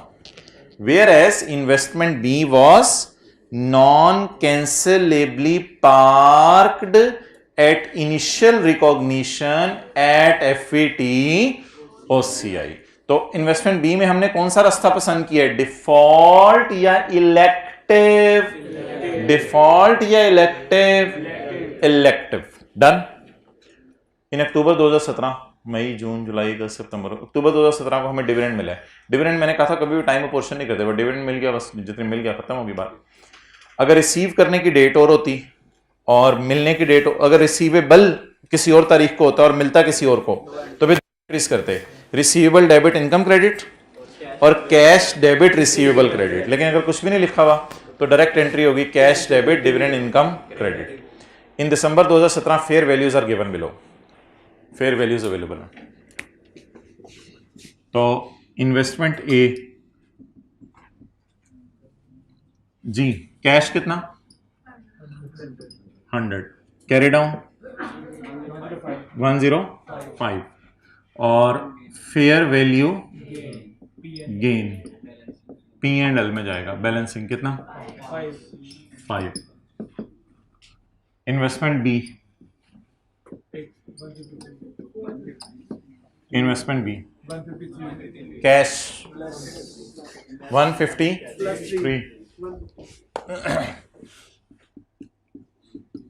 जी 153, कैरी डाउन 130 जी. Loss fair value reserve OCI balancing loss, और ये इसके साथ भी आप बैलेंसिंग लिख सकते हैं यार, गेन जी कितना 23. चलें जी, 100 रुपए की और 153 की एंट्रीज अलग अलग भी कर सकते हैं, इकट्ठी भी कर सकते हैं दोनों इन्वेस्टमेंट्स की. मैं वैसे अलग अलग कर रहा हूं. इन्वेस्टमेंट इन शेयर्स ए,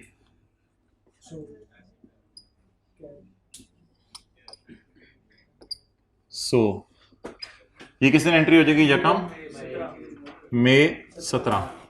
फिर इसके बाद अक्टूबर,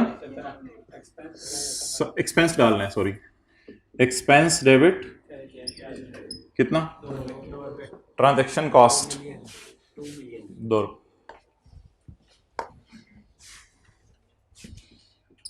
2 रुपए में तो कोई थप्पड़ नहीं मारता, 2 मिलियन, सॉरी. आगे यकम अक्टूबर 2017. Dividend income will always go to 12. 31 दिसंबर 17 जी. बोले बोले बोले बोले बोले. Investment in shares A debit, investment in shares A debit and fair value gain in P and L. अब किसकी एंट्रीज, इन्वेस्टमेंट बी की. Investment in shares B debit कितने से, और कैश एक एंट्री अब मिस हो जाएगी जो ट्रांजैक्शन कॉस्ट वाली है। अब यकम अक्टूबर को एंट्री होगी cash debit dividend income credit. यकम अक्टूबर कैश डेबिट जी 9, ये हमेशा P&L में जाएगा, इसमें OCI नहीं है। और 31 दिसंबर initial measurement subsequent measurement, is it so? Initial measurement subsequent measurement 31/12 loss आ रहा है, फिर इन्वेस्टमेंट क्रेडिट करते हैं। Investment in shares be credit, fair value reserve in OCI loss. Balancing तो उधर निकाल लिया हुआ है 23 done okay.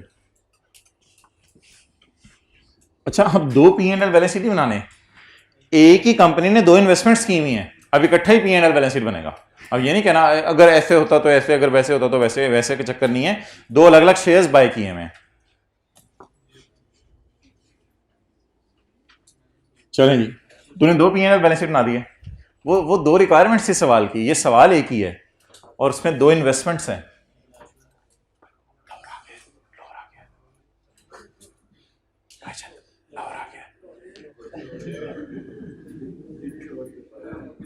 Ji SOCI P&L and OCI। अच्छा जरा मुझे ना ज़बानी बता दें कि FVTPL मॉडल में P&L में क्या क्या जाया करेगा? तीन चीजें।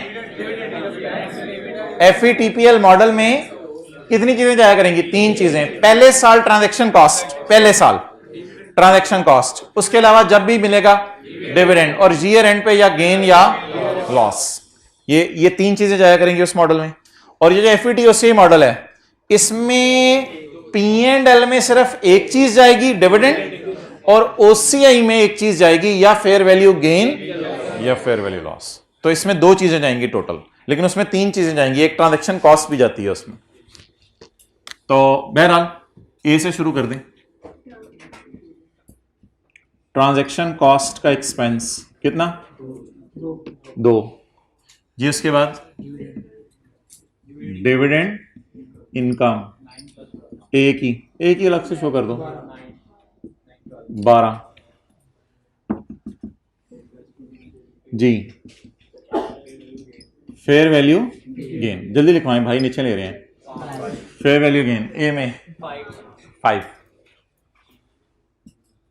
चलेंगे इधर आ जाएं। डिविडेंड इनकम 9 और इधर आ जाएं। फेयर वैल्यू रिजर्व नहीं यहां लिखना, फेयर वैल्यू रिजर्व ना बैलेंस शीट में लॉस लिखना है। यहां आपने फेयर वैल्यू गेन या लॉस लिखना है। यहां आपने लॉस फेयर वैल्यू गेन या लॉस लिखना है जी। कितना? For the year. सोल्यूशन में ना चेंज इन फेयर वैल्यू लिखी हुई है, सोल्यूशन में हर जगह चेंज इन फेयर वैल्यू ज्यादा अच्छा लफ्ज़ है, लेकिन फिलहाल आप fair value gain loss for the year बताएं। 23 गेन आ रहा है, लॉस आ रहा है? लॉस आ रहा है। अब क्या बनानी है? बैलेंस शीट में वैसे तो आनी है इन्वेस्टमेंट्स, लेकिन अगर OCI वाला मॉडल है तो फिर fair value reserve as on भी आना है, जो ब्लू मार्कर से भी मैं निकालूंगा। SOFP assets, investment A, investment B. आगे चलें। Equity, share capital, share premium, retained earning, revaluation surplus on IS 16, revaluation surplus on IS 38, and in the and fair value reserve, blue marker.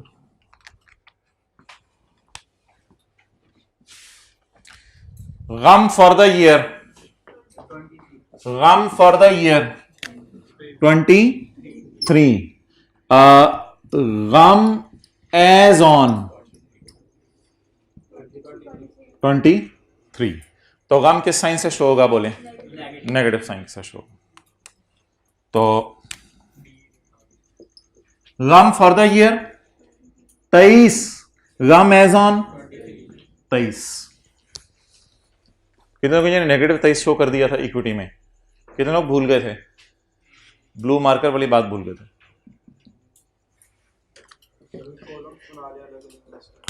नहीं, P&L में column तो नहीं बनते। P&L तो इस तरह तो नहीं होता पब्लिश फाइनेंशियल स्टेटमेंट में कॉलम बने हो। कॉलम तो कंपैरेटिव ईयर्स के बनते हैं, इस साल का और पिछले साल का, उसके तो नहीं कॉलम बनते।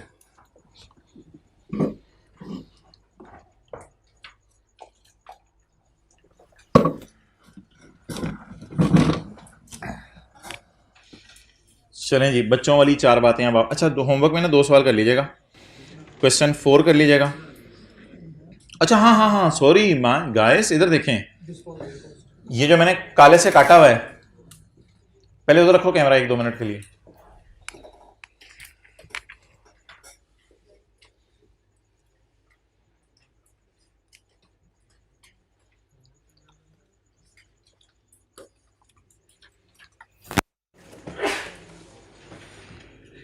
अच्छा इधर आओ, ये जो मैंने काले से काटा हुआ है, ये देखो, इधर आओ।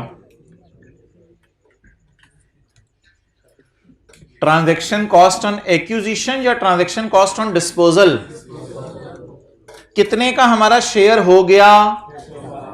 लेकिन अगर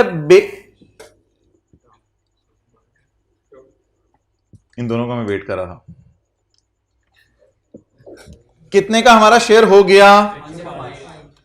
जब बेचने जाएंगे तो ब्रोकर कितने पैसे लेगा? हमें कितने बचेंगे? 102. ये अगर आपको IAS 41 याद है तो ये कोई फेयर वैल्यू टाइप चीज है, ये कॉस्ट टू सेल टाइप चीज है, और ये fair value minus cost to sell type चीज है। लेकिन हम ऐसा करते हैं, ठीक है, लेकिन हम ऐसा करते हैं कि जरा जाके देखते हैं हमने रखना किस पे है। Subsequent measurement at fair value minus cost to sell, at fair value minus cost to sell, at fair value means at fair value means at fair value means at fair value, not minus cost to sell. So that's why तो जब cost to cell को नहीं लेना तो फिर net करके उसकी amount को क्या लेना?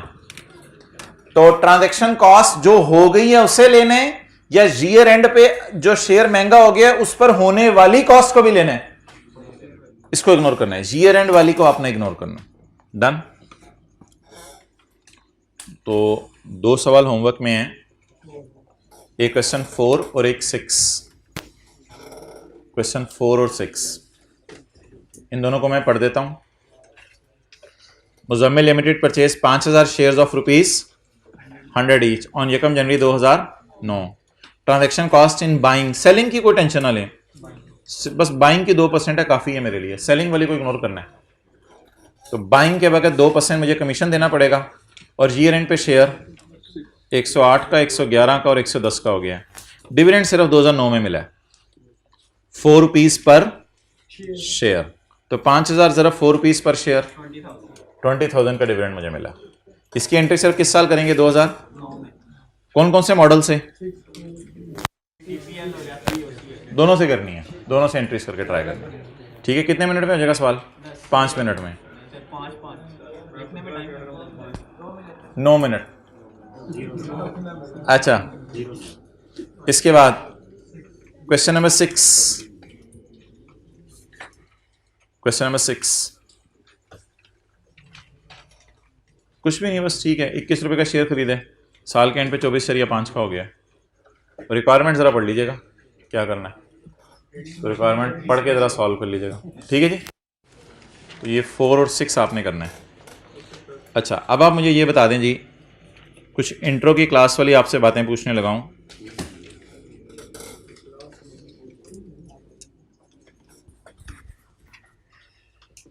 पहले सफ़े पे आ जाएं चैप्टर के।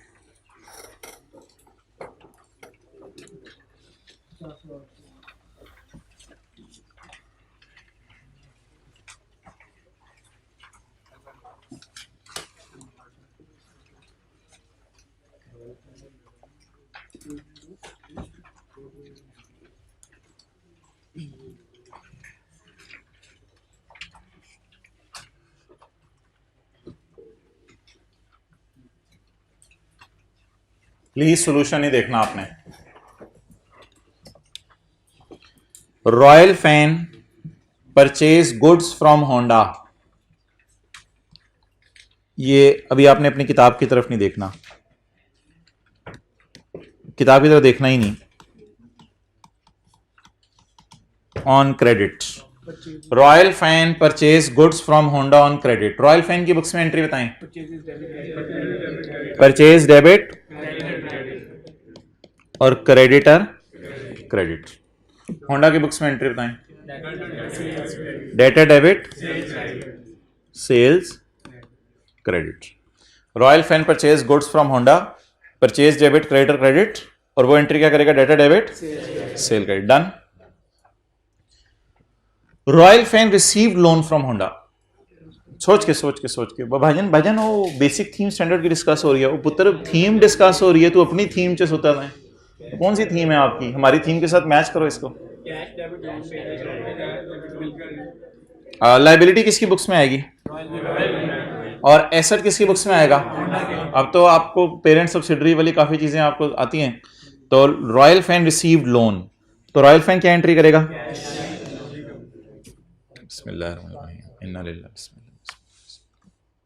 चलिए जी, रॉयल फैन क्या एंट्री करेगा? Cash debit loan credit. ये क्या एंट्री करेगा?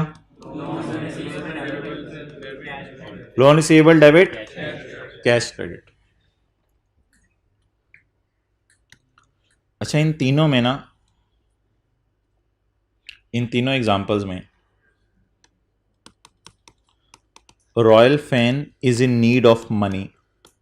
रॉयल फैन को ना पैसे चाहिए, इसलिए लोन ले रहा है। अभी मैं नोट करने दूंगा। और इन तीनों में Honda has surplus funds. Honda has surplus funds to invest.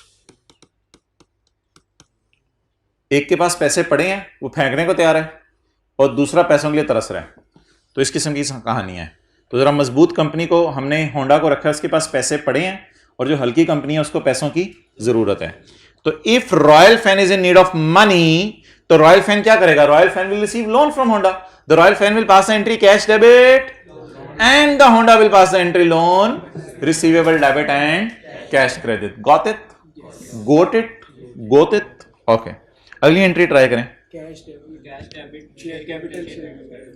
Royal fan is in need of money. Royal fan ने कहा मेरा नशा नहीं पूरा हो रहा 1000 रुपया लेके, कुछ और दो मुझे, और पैसे दो मुझे, मेरा नहीं गुजारा चल रहा, मुझे और पैसे दो। Royal Fan issued 500 new share जिनकी फेस वैल्यू 10 रुपए की थी फॉर 12 रुपए पर शेयर। तो रॉयल फैन ने शेयर इशू कर दिए। शेयर इशू करके किसके पास पैसे आएंगे? प्रिंटिंग मशीन से रॉयल फैन शेयर इशू करेगा, तो हम शेयर बाय करेंगे। वो शेयर इशू करेगा, हम कौन है इस वक्त? होंडा। हमारे पास पैसे है ना, हम जरा पैसे वाली पार्टी हैं। तो रॉयल फैन शेयर इशू करेगा और हम उसके शेयर्स क्या करेंगे? बाय करेंगे। रॉयल फैन क्या एंट्री करेगा? 12 रुपए, 10 रुपए और 2 रुपए, और मल्टीप्लाई किससे करें? कितने शेयर्स हैं? ये तो याद है ना चीजें। 500 शेयर्स, जरबे 500, जरबे 500, जरबे 500।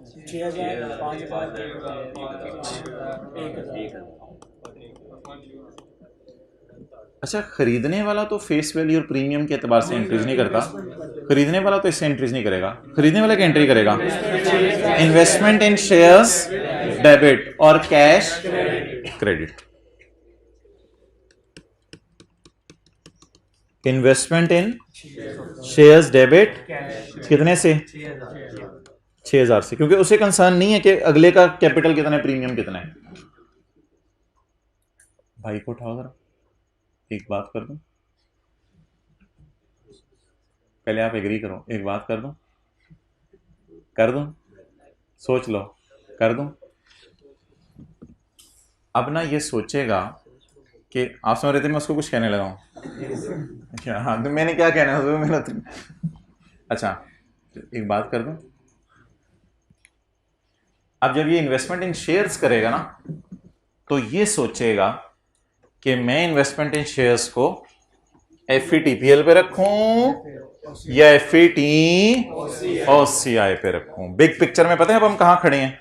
तो इन्वेस्टमेंट इन शेयर्स करने वाला सोचेगा कि या तो मैं इन शेयर्स को FVTPL पे रख लूं, नींदें पूरी करके करो यार, हाथ होगी, इनको FVTPL पे रखूं या FVTOCI? मैं आपको अपनी बात बताऊं, लेक्चर तैयार होना हो मैं नींद पूरी करता हूं जरूर, देखी जाएगी लेक्चर की। नींद पूरी हो तो लेक्चर तैयार ना भी हो तो बंदा परफॉर्म कर लेता है टीचर, और अगर नींद ही पूरी ना हो तो इसलिए आप हजरात नींद ही पूरी करते रहते हैं। होमवर्क हो ना हो, नहीं आप लोगों के लिए नहीं चलेगा, होमवर्क हो ना हो, ये हो ना हो, इस तरह ना किया करें, नींद बा पूरी करके आया करें, ये बहुत बड़ा आपका कारनामा होगा। ओके, फ्रेश माइंड के साथ थोड़ा सा पढ़ा हुआ अभी यार, ये एंट्री आज जरा जिंदगी में मुझे पहली दफा करवा दें, उसका नशा नहीं उतरा पैसे लेने का। रॉयल फैन ने उधार मांगा, फिर रॉयल फैन ने शेयर इशू करके पैसे मांगे, फिर रॉयल फैन ने इशू कर दिए 10% को तो छोड़ें, ये तो इंटरेस्ट रेट है। Royal Fan issued debentures to Honda having face value of, debenture share की तरह इशू किए जाते हैं, तो जब शेयर इशू किए जाते हैं तो पैसा आता है, तो डिबेंचर इशू किए जाएंगे तो पैसा आएगा। तो जब पैसा आएगा तो हम एंट्री क्या करेंगे? रॉयल फैन कैश डेबिट, और डिबेंचर पेएबल या लोन पेएबल क्रेडिट। और जो डिबेंचर हमारे खरीद रहा होगा वो क्या एंट्री करेगा? वो शेयर परचेज करा होगा, डिबेंचर परचेज करा होगा, डिबेंचर परचेज करा होगा। बोलें जी इशुअर क्या एंट्री करेगा? Issuer cash debit, debenture payable या डिबेंचर लोन क्रेडिट।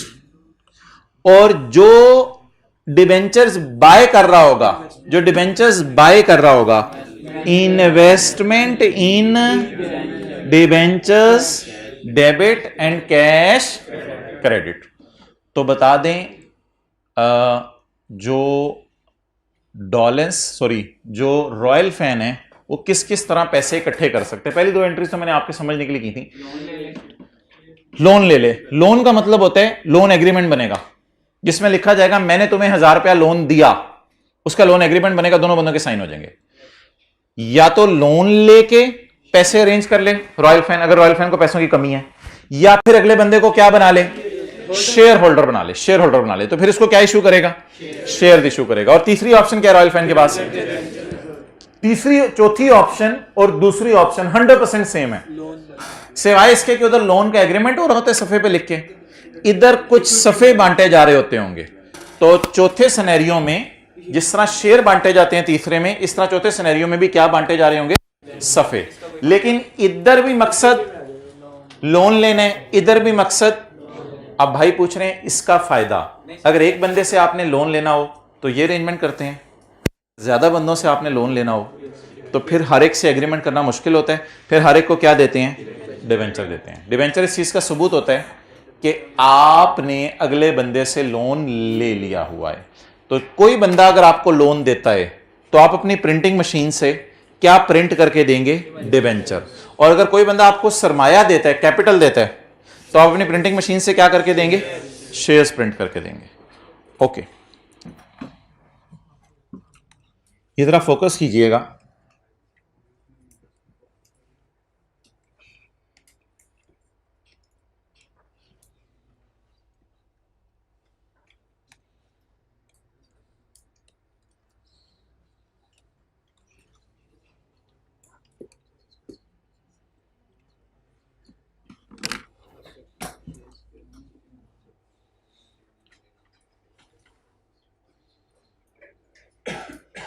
क्या कोई बता सकते हैं कि स्काई ब्लू मैंने क्यों यूज किया है वहां पे?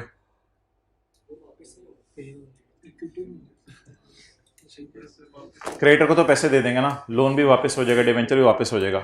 ये पैसा तो वापस नहीं होता जब तक ये कारोबार बंद ना हो जाए, ऐसा ही है ना? ये पैसा तो वापस नहीं होता जब तक ये कारोबार बंद ना हो जाए। समझ आ रही है बात? अच्छा, ये एसेट है, डेटर एसेट है, loan receivable, investment in shares, investment in debentures, ये चारों क्या हैं? इन चारों को क्या कहें? Eatable assets. ईटेबल एसेट्स इनको कहते हैं फाइनेंशियल एसेट। ट्राई करें, बोले फाइनेंशियल, नया लफ्ज आया है, बोले ना। फाइनेंशियल एसेट, ये आपकी डिक्शनरी में एक नया साइड हो गया। इनको कहते हैं फाइनेंशियल एसेट्स। ये लाइबिलिटी है, ये भी क्या है, और ये भी क्या है, लाइबिलिटी। इनको कहते हैं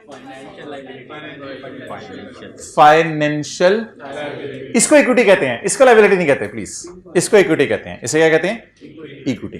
डन हो गया। तो इन चारों का नाम बता दें, फाइनेंशियल एसेट, और इन तीनों का नाम फाइनेंशियल लाइबिलिटी, और इसका नाम इक्विटी। नहीं, फाइनेंशियल इक्विटी नहीं, इक्विटी। इन सब का नाम बता दो, इन सब का नाम, इन सब का नाम फाइनेंशियल इंस्ट्रूमेंट्स, इन सब का नाम ये इनके भी बाप नहीं, इन सब का इकट्ठा नाम है फाइनेंशियल इंस्ट्रूमेंट्स। और येलो वालों का नाम फाइनेंशियल एसेट, और ग्रीन वालों का नाम फाइनेंशियल लाइबिलिटी, और स्काई ब्लू वालों का नाम इक्विटी। और इन सब का नाम और स्टैंडर्ड का नाम IFRS 9 नहीं, वो नंबर है, मैं नाम पूछ रहा हूं। Financial instruments, recognition and measurement, recognition and measurement of financial instruments. Financial instruments comprise of,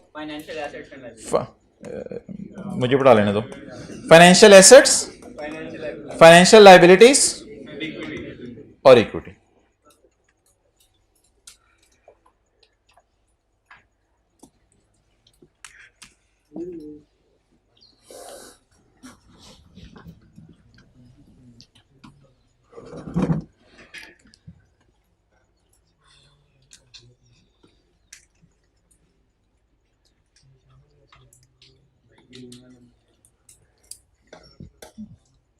तीसरा हाइलाइटर नहीं था, उन्हें क्या बॉल पॉइंट जो मैं कर ला, कोई मसला नहीं। दोनों हाइलाइटर को इकट्ठे जरा करो, होते कोई तीसरा रंग निकले। ओके, ऑनलाइन वाले तो पॉज करके मार लेने चले गए हाइलाइटर, इनका तो लेवल चेक करें। अच्छा जी, इट्स ओवर। कल होमवर्क का सवाल बता दें क्या था। नहीं नहीं नहीं, कल होमवर्क का सवाल क्या था।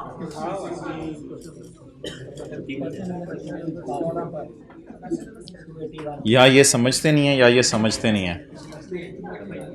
Page number 281।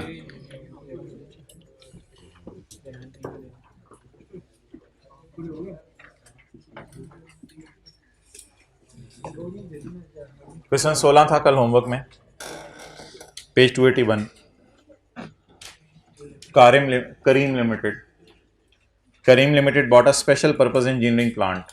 ਅਸੀਂ नॉर्मल प्लांट नहीं खरीद रहे, तो स्पेशल खरीद लिया है।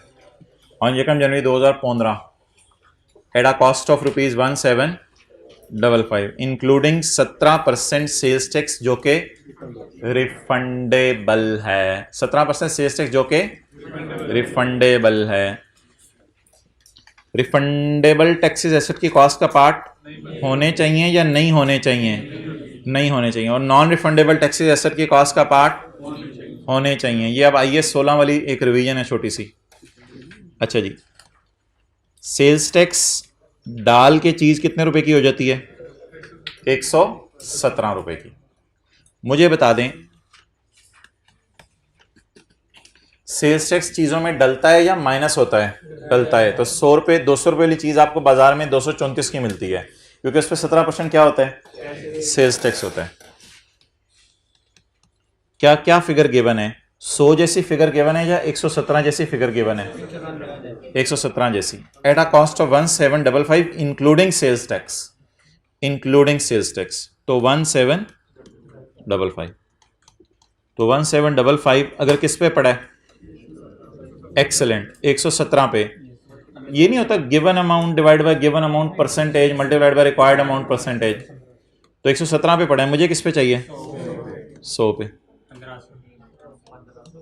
1500 बैलेंसिंग निकाल लें, या 1755 डिवाइडेड बाय 117 मल्टीप्लाइड बाय 17 कर लें, या बोंगी, या 1500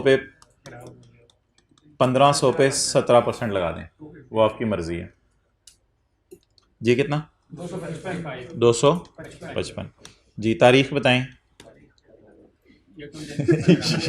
यकम जनवरी 15 जी। प्लान डेबिट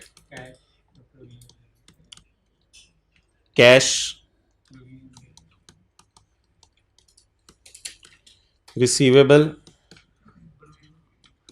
यार प्रोविजन की एंट्री में अलग कर देता हूं, और बताओ, प्रोविजन की एंट्री अलग कर देता हूं। Plan debit 1500। ऐसे देख रहे हैं जैसे मैंने खिलाफ पे बुलाया हुआ है। बताओ 1500 रिसीवेबल किससे है? हुकूमत से। रिसीवेबल फ्रॉम शहबाज शरीफ जी। कितना? 255। ये जी हमारी पहली एंट्री होगी। अगर वो प्रोविजन वाली साथ एंट्री डालनी है तो प्रोविजन फॉर डीकमीशनिंग निकाल के प्लांट की कॉस्ट बैलेंसिंग निकाल लें, लेकिन मैं ज़रा आसानी कर दी है, प्लांट की कॉस्ट आपको बैलेंसिंग ना निकालनी पड़े और ये कॉन्सेप्ट अलग से आपको समझ आ जाए, जो IAS 16 का था, बचपन में पढ़ा था। तो ये पहली एंट्री हो गई, plant debit cash credit receivable from Shahbaz Sharif credit. और अगर शहबाज शरीफ ना, सॉरी, और अगर टैक्स नॉन रिफंडेबल होता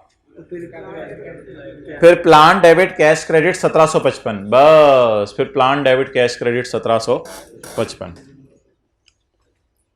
प्रोविजन की एंट्री करवाएं। Plant debit provision for decommissioning credit कितने साल बाद? 300 into 1 point raise to power -2। Solution में क्या हुई है? 243 या 243.5? 243.5। ये डीकमीशनिंग की एंट्री होगी। डन। चलें जी, अब आप सॉल्यूशन देख लें, बस पीछे सवाल में क्या रह गया है। एक सॉल्यूशन में नई चीज आपको दिखानी है आज। KL is required to decommission the plant after 2 years. Decommissioning cost is estimated at 300. The applicable discount rate is 11%.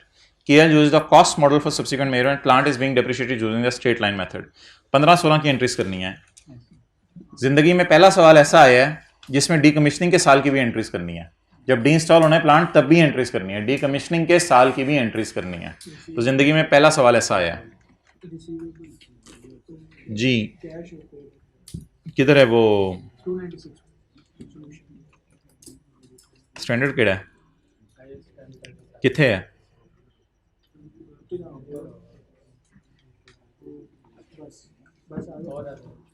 Ji page number 296।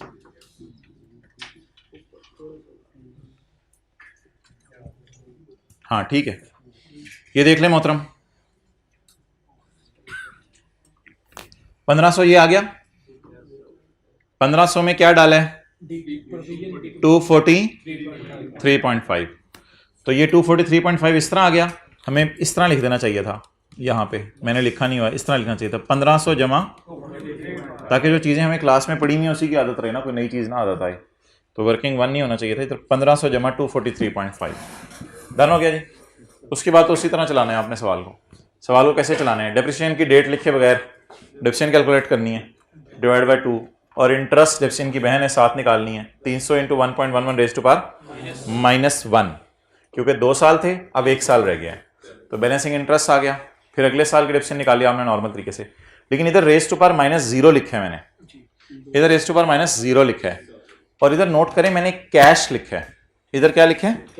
Cash, क्योंकि ये 300 रुपया अब आपने क्या कर देना है? पे कर देना है। तो 300 रुपया पे कर देना है। अब इस 300 पे करने की एंट्री आज तक हमने नहीं की थी, वो बोलें क्या है? Provision debit cash credit. ये सवाल में नई जर्नल एंट्री थी, लेकिन प्लीज प्लीज प्लीज मैंने एक नई लाइन डाली है जो आपने पेपर में इसी तरह डालनी है। किस नाम से? कैश के नाम से। आज तक कौन सी लाइन होती थी? सिर्फ depreciation interest, depreciation interest, depreciation interest या चेंज इन एस्टीमेट हो जाता था। लेकिन आज एक नई लाइन डाली है, किस नाम से? और कैश के नाम से पूरा 300 भी लिख सकते हैं, ऐसे लिखने की जरूरत कोई नहीं, 300 पूरा लिख सकते हैं। तो ऑब्वियसली वो बैलेंस 0 ही होना है, क्योंकि डीकमीशनिंग कॉस्ट पे हो गई। तो लिखें आखिरी साल में कैश की लाइन भी डाला करेंगे, ताकि भूले ना आपको। आखिरी साल में कैश की लाइन भी डालेंगे।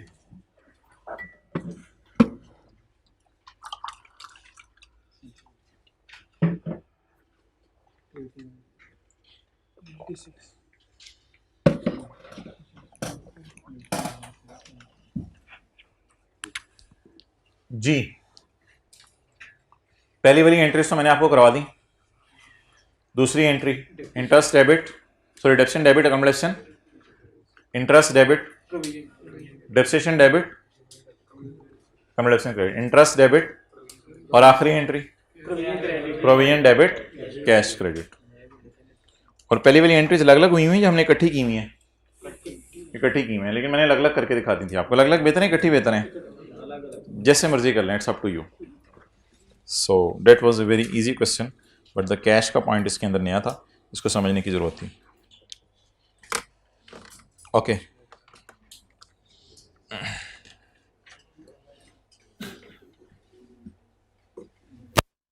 Page number 276। The following information pertains to Neptune Limited, which is engaged in the manufacturing of batteries and chemicals, जो कि engaged है बैटरी और केमिकल्स के बनाने में। ये आईकैप की हिस्ट्री का वाहिद सवाल है जिसमें आईकैप ने, अल्लाह उसका भला करे, अल्लाह उसके भाग लगाए, जिसमें आईकैप ने डेट बता दी थी कि फाइनेंशियल स्टेटमेंट्स किस दिन ऑथोराइज हुई हैं फॉर इशू बाय डायरेक्टर्स, यानी कब तक फाइनेंशियल स्टेटमेंट हमारे हाथ में है। ये वाहिद सवाल है आईकैप की हिस्ट्री का। 30/15 हमारा ईयर एंड है और 30/16 हमारा ईयर एंड है। Assume that NS financial statements are authorised for issue 3 months after the year end. तो what are my years? 30/15 and 30/16. So I am holding a red marker and I am showing you when my financial statements are authorized for issue. जुलाई, अगस्त, सितंबर, 30 सितंबर तक financial statement हमारे हाथ में है। अगर कोई ऐसी चीज पता चली पिछले साल की जो पिछले साल से रिलेट करे हुई, which existed at balance sheet date, तो उसे एडजस्ट कर देंगे। और इसी तरह फाइनेंशियल स्टेटमेंट अगले साल वाली हमारे कब तक हमारे हाथ में है? 30 सितंबर 16 तक। तो ये 3 महीने तक हाथ में, अगली भी 3 महीने तक हाथ में।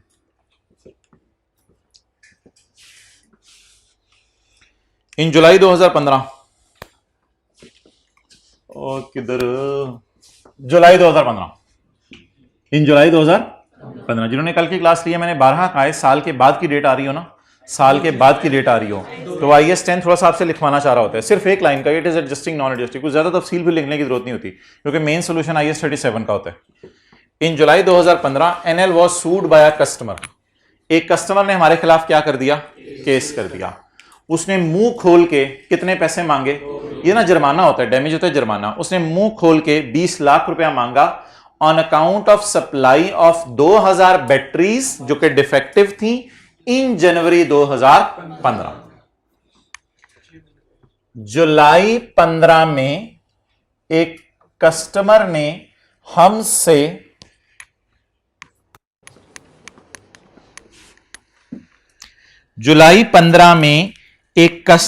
हमारे खिलाफ केस कर दिया क्योंकि हमने सप्लाई की थी 2000 बैटरीज इन जनवरी 2015। केस कब हुआ? हमने डिफेक्टिव बैटरीज कब सप्लाई की थी? तो क्या ईयर एंड पे कोई मसला एग्जिस्ट करता था जिसकी वजह से वो बाद में आया? तो does it relate to circumstances that existed at balance sheet date या that arose after the balance sheet date? तो अब हम क्या लिख के आएंगे? The filing of case after the balance sheet date is an adjusting event. इतना सा भी लिखना काफी है। अगर ज्यादा दिल करे लिखने को, the filing of a case after the balance sheet date relates to a circumstances that existed at balance sheet date, therefore it is an. अब अगला सवाल ये है कि प्रोविजन बनानी है, कॉन्टिंजेंट लायबिलिटी बनानी है, जब वो करना है, ये डिस्कशन हमारी किसी और स्टैंडर्ड की है। ये किसकी है? IAS 37 की।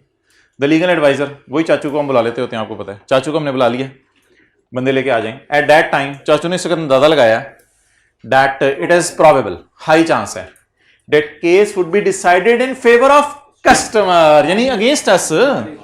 इन फेवर ऑफ कस्टमर का क्या मतलब है? स्लैश अगेंस्ट अस, हमारे एतबार से सोचा करें। अब इसको मैं ब्रैकेट में ले रहा हूं और मैं अब ना जो हमारे एतबार से बात होने लगी है वो पढ़ने लगा हूं। The legal adviser at that time anticipated that it is high chance that case would be decided against us. हमारे खिलाफ केस डिसाइड होगा, ये बड़ा हाई चांस है। पहला पैरा खत्म हो गया, शायद पहले साल की डिस्कशन खत्म होगी। तो मुझे बता दें यहां पे खड़े होके मैं क्या एंट्री करूं? Expense, debit, provision, credit. कितने से? 2 मिलियन से। डन।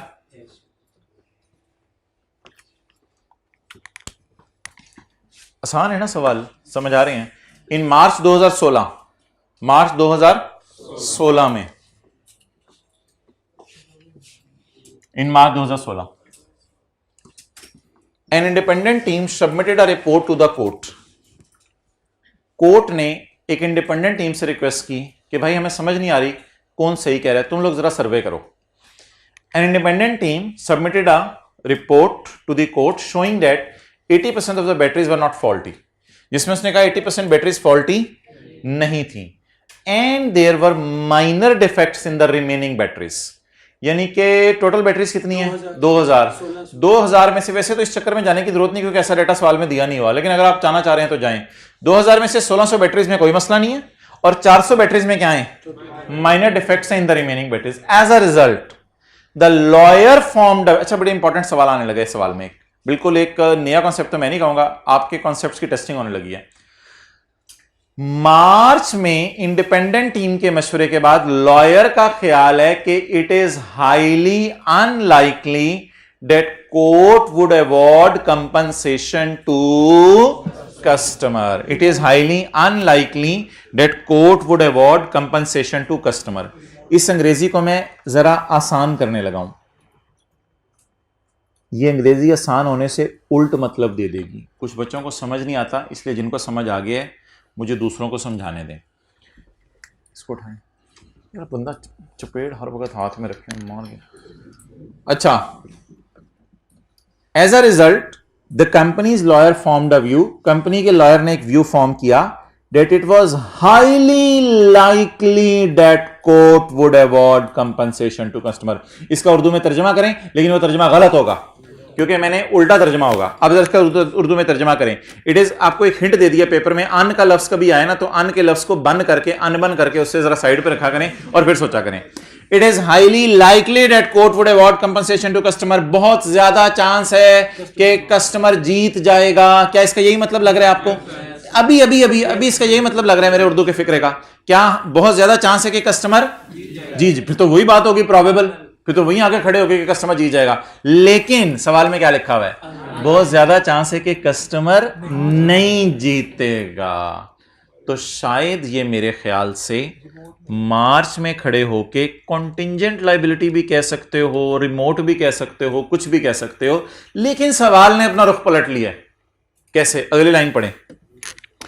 ऑन 5 जुलाई 16। अच्छा, मार्च में लॉयर ने क्या कहा?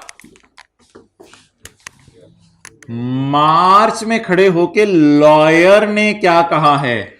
हाईली अनलाइकली है कि कस्टमर जीते, यानी हमारे अब जीतने का चांस है और कस्टमर के जीतने का चांस नहीं है। तो क्या मैं लिख सकता हूं कि इधर हमारा हाई चांस था हारने का, इधर हमारा, सारी बातें हमारे एतबार से हो रही हैं, कस्टमर के एतबार से मैं कोई बात नहीं कर रहा, इधर हमारा लो चांस है, इधर हाई चांस है कि हम केस हारें और इधर लो चांस है कि हम केस हारें।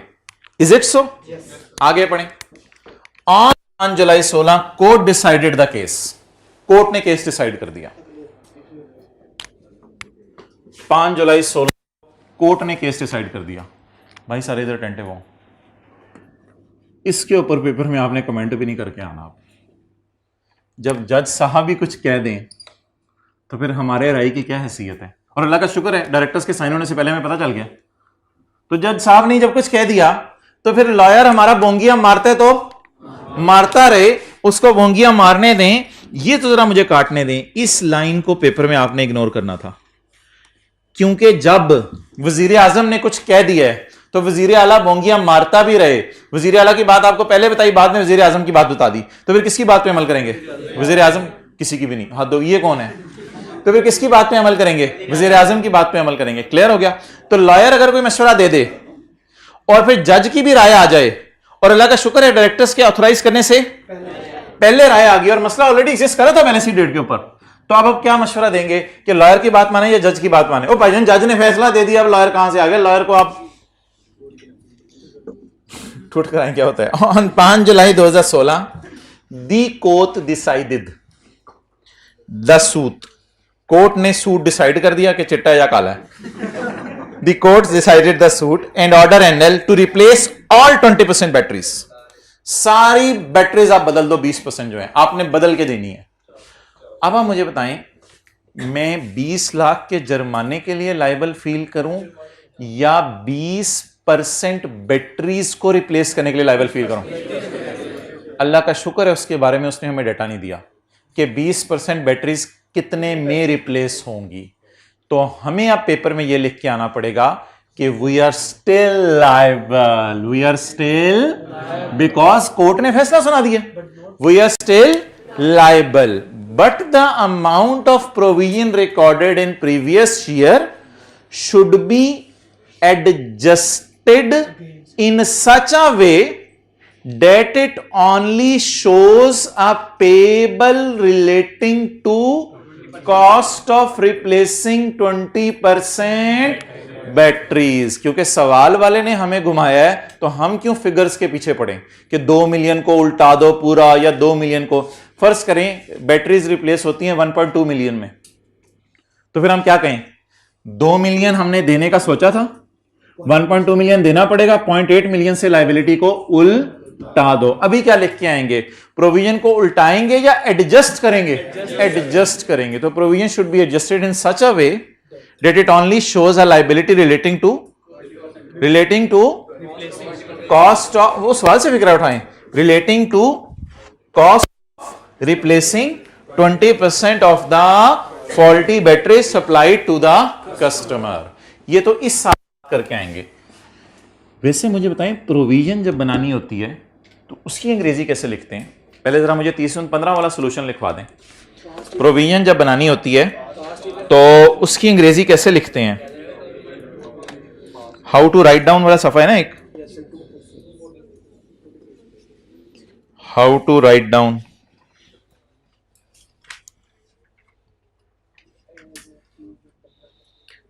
एज ऑन 30 तो हाँ, as on 30/15 company should record a provision for injured employee, हर जगह इंजर्ड एम्प्लॉय ठोकी जो, for faulty batteries, because at reporting date there is a present obligation in respect of past event. Past event in this case is supply of 2000 defective batteries, rupees 2 million for the pending claim by customer is most likely that company would require to pay as advised by companies. Therefore a provision should be recorded for an amount of rupees 2 million। Provision record हो जानी चाहिए कितने million की? 2 million की। ये किस साल का जवाब हो गया? 30/15। अब 30/16 में मुझे यहां से हेल्प नहीं मिलेगी, क्योंकि 30/16 में मैंने प्रोविजन को एडजस्ट करना है, ना कि रिकॉर्ड करना है। तो एडजस्ट करने के लिए इतना तो बड़ा हो गया, मैं खुद इंग्लिश पढ़ाने की कोशिश करूंगा। लेकिन एक छोटा सा लाइन और लिख के आएंगे, द डिसीजन, सवाल से लफ्ज उठा लेते हैं, सवाल से लफ्ज उठा लेते हैं, हाँ डिसीजन ही लफ्ज है।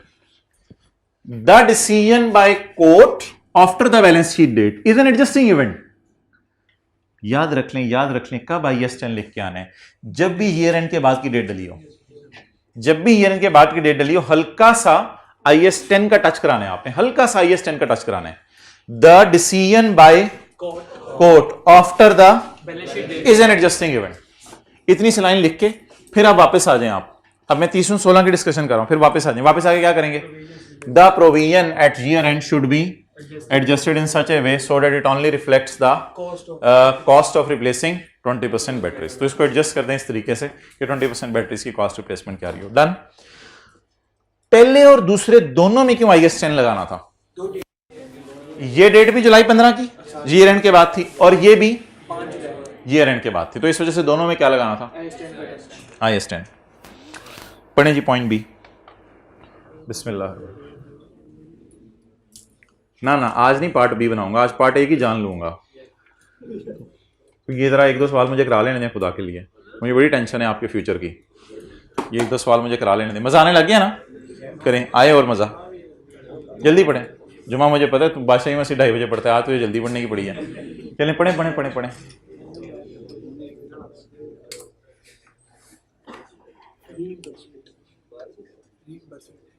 भाईजान ख्वाब में को पढ़ा रहे हैं आपको आगे। यार नींदें पूरी कर करें यार, और कुछ ना करें खुदा के लिए, बस नींदें पूरी करके आ जाया करें। पॉइंट बी, इन जुलाई 2000 पढ़ लें सारा।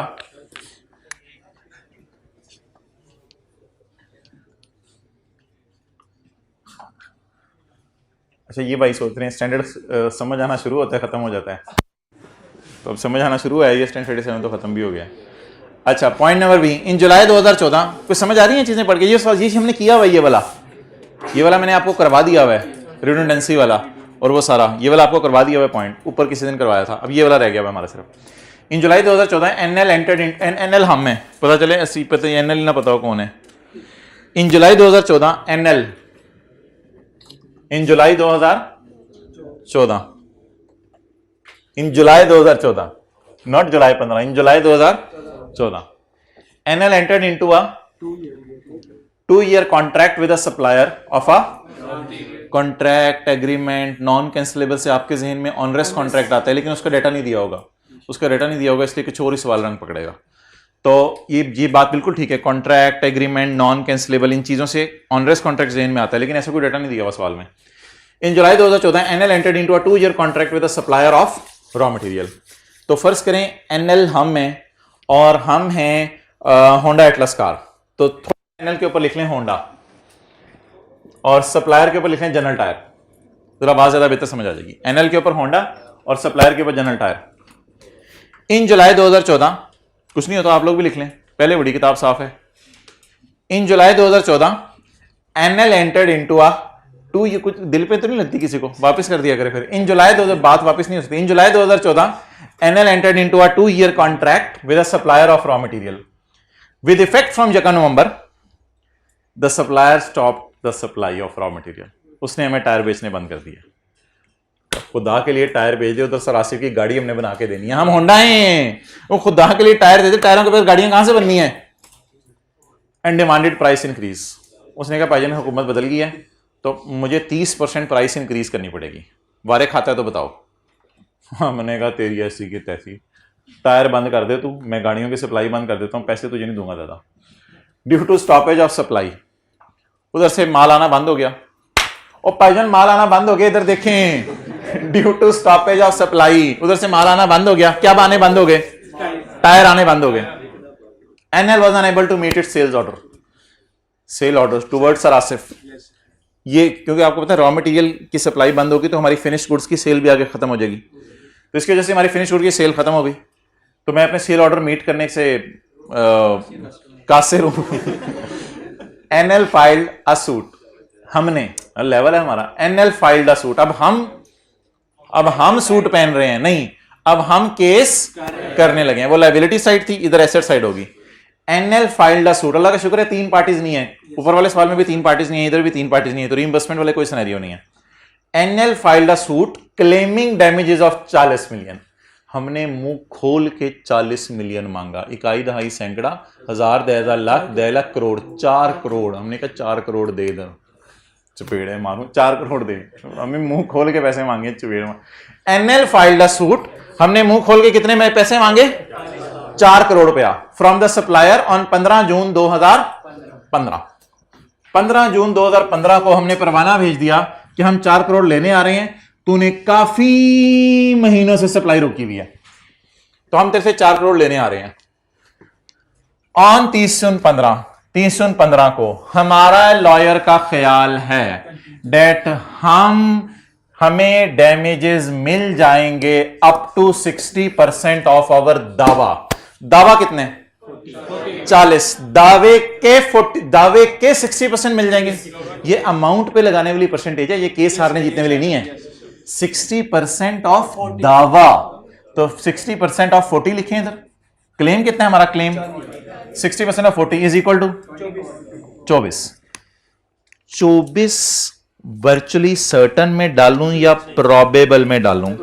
Anticipated that we would be awarded, पूरा फिक्रा पढ़े। Anticipated that we would be awarded, अब आप जो है वो जरा सोचें, लॉयर का ख्याल है that we would be awarded, हमें कर दिए जाएंगे। वुड बी का यह मतलब होता है, लॉयर का ख्याल है कि हमें पैसे अवॉर्ड कर दिए जाएंगे। मैं बारहा आपको बता चुका हूं, लॉयर जितनी मर्जी वसूख से कह दे कि हमें पैसे दे दिए जाएंगे, जब तक कि अगला बंदा ना माने, या कोर्ट ना कह दे, या इंश्योरेंस कंपनी ना कह दे, आप बिला वजह रिसीवेबल बुक ना किया करें। बहुत एहतियात किया करें रिसीवेबल बुक करने में।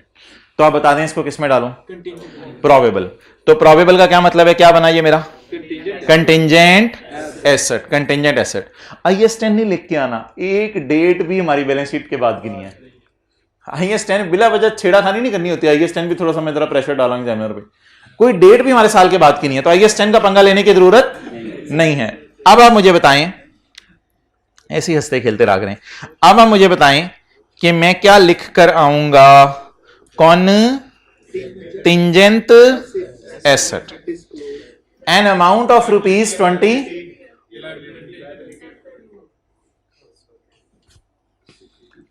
recovery of the amount amounting to ₹24 million is probable as advised by lawyer। लिखाइएगा आगे थोड़ा सा। Therefore a contingent asset would be disclosed giving the brief description of the event and estimate of financial effect। ये लिख के आ जाएंगे। Clear? आगे on 15 अगस्त 16 छाल का लेवल चेक करें। यहां पे खड़े थे हम, यहां तक की बात ताकि उसकी छाल चेक करें। ऑन 15 अगस्त 16 अभी डायरेक्टर्स ने ऑथोराइज कर दी है साल की फाइनेंशियल स्टेटमेंट? नहीं की। 15 अगस्त 16 को एक बात हमें पता चल गई। आप कौन सा स्टैंडर्ड का हल्का सा टच कराना है? 10 नहीं, IS10। अच्छा, किसी की क्लास तो नहीं कहीं? अच्छा, इस टाइम शुरू होकर जुमे के बीच में खत्म होनी है, हद हो गई। ऑन 15 अगस्त 2016 जैसे इंडिया आजाद हुआ, on 15 August 2016 the court decided, court ने अपने अंदर ही डिसाइड कर लिया, the court decided the case in, ओ यार हद से, the court decided the case in favour of us. जबरदस्त, मजे हो गए, मजे हो गए, मजे हो गए। The court decided the case in favour of. लेकिन पहले मुझे ये कि यहां पे हमने कोई एंट्री की हुई है या कॉन्टिंजेंट एसेट डिस्क्लोज किया हुआ है? कॉन्टिंजेंट एसेट डिस्क्लोज किया हुआ है, यहां पे हमने एंट्री नहीं की हुई। Court decided in favour of us, court ने हमारी फेवर में फैसला सुना दिया। And awarded ₹30 million to the company, and awarded ₹3 crore हमें अवॉर्ड कर दिया। यार जज साहब, जज हीर कर दिया यार तुम्हें, जज को जाते चॉकलेट खिलाएंगे हम। जज साहब मजे हो गए जी। मोहतरम बोलें क्या करूं? बोलें क्या करूं? खुशी में बोला नहीं जा रहा आपसे। रिसीव नहीं, ये तो साल के बाद हुआ है। मैं क्यों अपने साल को एंट्री आके करूं? ये तो साल के बाद हुआ है। एडजस्टिंग इवेंट है because it relates to circumstances that existed at, बल्कि पिछली बैलेंस शीट डेट पे ये सर्कमस्टांसेस एग्जिस्ट कर रहे थे, हमारी पे तो ऑलरेडी एग्जिस्ट कर रहे थे। तो receivable debit and income 30। Receivable या रिसीव्ड? कैश डेबिट नहीं कर सकते। उसने 15 अगस्त को फैसला सुनाया हमारे हक में, अब हमें क्या एंट्री कर लेनी चाहिए? रिसीवेबल डेबिट और इनकम क्रेडिट। डन। तो ये किसकी एंट्री हो गई? वर्चुअली सर्टन की। अब क्या लिख के आएंगे? Claim amounting to ₹30 million is accepted in principle. नहीं, इज एक्सेप्टेड नहीं, अगले ने एक्सेप्ट नहीं किया। नहीं, वहां से फिक्र उठाए ना। Claim amounting to ₹30 million is decided in favour of NL by court, और आगे therefore it will be taken as virtually certain to be received and it will be recorded as an asset now. और अब ये किसके तौर पे record किया जाएगा?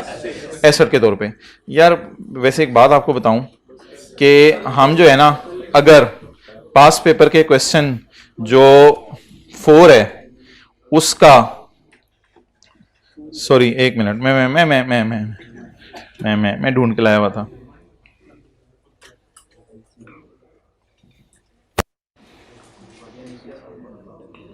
यार किधर चला गया? क्वेश्चन 2 का 1 करते जाएं, जाते जाएं। क्वेश्चन 2 का 1 हमारा जीएन क्या है? 30 जून 19 तंग करे तो बंदा फिर रज के करे ना बच्चों को। 30 जून 19 ऑन 10 जुलाई 2019 फारिग करें जल्दी। ऑन 10 जुलाई 2019 बड़ा मजे से पढ़ें।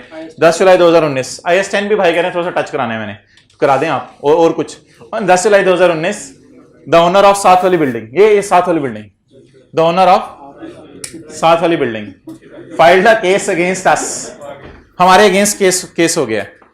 क्लेमिंग 5 करोड़ हमसे मांगा है, साथ वाले ने 5 करोड़ हमसे मांगा है, पता नहीं हमारा लेवल होगा शायद उसकी नजर में। The claim is made in respect of severe damages to his building, हम क्रिकेट खेले थे बॉल लग गई, severe damages to his building, ball सारी दीवारें क्रॉस करती हुई भाग गई। द क्लेम इज डैमेज गोले की तरह, the claim is swear damages during आग बगोला हुआ था in our head office in June. आग कब लगी? जून में। अगले को ख्याल कब आया? जुलाई में। तो यहां पे कोई ना कोई मसला था, यहां कोई ना कोई मसला था। Is it? तो ये IS 10 नहीं होगी छोटी सी। हम किसके पास? ही इज ऑफ, ही कौन है? साथ वाला देखें, साथ वाला ही जिसने हमारे खिलाफ केस किया है। He is of the view, वैसे हम लॉयर से पूछते होते हैं लेकिन वो अपने व्यू डाल रहा है। He is of the view that TL was negligent, तुम लोगों ने लगाई थी आग जो मेरी बिल्डिंग तक आई, जानबूझ के तीली उधर भी फेंक दी तुमने। TL वाज नेग्लिजेंट, तुम्हारा कसूर था जालिमो। TL was negligent in maintaining fire safety system, तुम्हारे फायर सेफ्टी सिस्टम फारिग हो गए थे जिसकी वजह से हमारे पूरे घर की बिल्डिंग फारिग हो गई है। इन इट्स हेड ऑफिस, तुमने अपने हेड ऑफिस में पंगे लिए थे, असरात हमें बर्दाश्त करने पड़े। अकॉर्डिंग टू लॉयर, हम भागे भागे अपने लॉयर के पास गए। लॉयर ने कहा there is a 70% probability that TL would be found negligent. ये 70% अमाउंट पे लगाने वाले हैं या केस हारने जीतने वाला है? एक्सेलेंट, केस हारने जीतने वाला है। जैसे मैंने कल कहा था ना, टीचर कराची जाए, इसका 85% चांस है। उनको पता ही नहीं जिन्होंने कल की क्लास में लीव पढ़ी। According to TL's lawyer, there is 70% chance that TL would be found। इस लाइन को पढ़ के आपको क्या लग रहा है कि हमारे खिलाफ फैसला आने, ये तो डिसाइड हो गया। तो प्रोविजन या कॉन्टिजेंट लायबिलिटी? प्रोविजन, ये बात डिसाइड होगी। अगली बात, अब मसला रह गया रिलायबल एस्टीमेट का। अब मसला रह गया रिलायबल एस्टीमेट का। प्रोविजन तो बनानी है। एंड वुड नीड टू पे 40% ऑफ क्लेम। अब तो बता दें लायबिलिटी कितने पे बुक करेंगे? 20 पे। तो प्रोविजन बनाएंगे या कॉन्टिजेंट लायबिलिटी? प्रोविजन बनाएंगे। और अमाउंट कितनी होगी? लेकिन प्लीज मेरा मशवरा है कि 50 में से 20 की प्रोविजन बना दीजिएगा, बाकी 30 के बारे में मेरा मशवरा लिख आइएगा कॉन्टिजेंट में। मेरी राय है, पहले भी हम ऐसी बात करते रहे, मेरी राय है 30 के बारे में लिखा आइएगा कि एक लो चांस है कि हमें खुदा ना खास्ता 30 भी देना पड़ सकता है। रिमोट कर दो, इधर फिर ये कर दो 30 may be remote, may be low chance, दोनों साइडें मैंने कहा था लिखा हो। ये तो पहले दिन बात हुई थी। ओवर जी, इंशाल्लाह। ये आप 2 सवाल आप लिख भी लाइए, एक सवाल कम से कम लिखाइएगा। क्वेश्चन नंबर कौन सा था जो बड़ा वाला किया आज? क्वेश्चन 6 लिखाइएगा एक दफा घर में।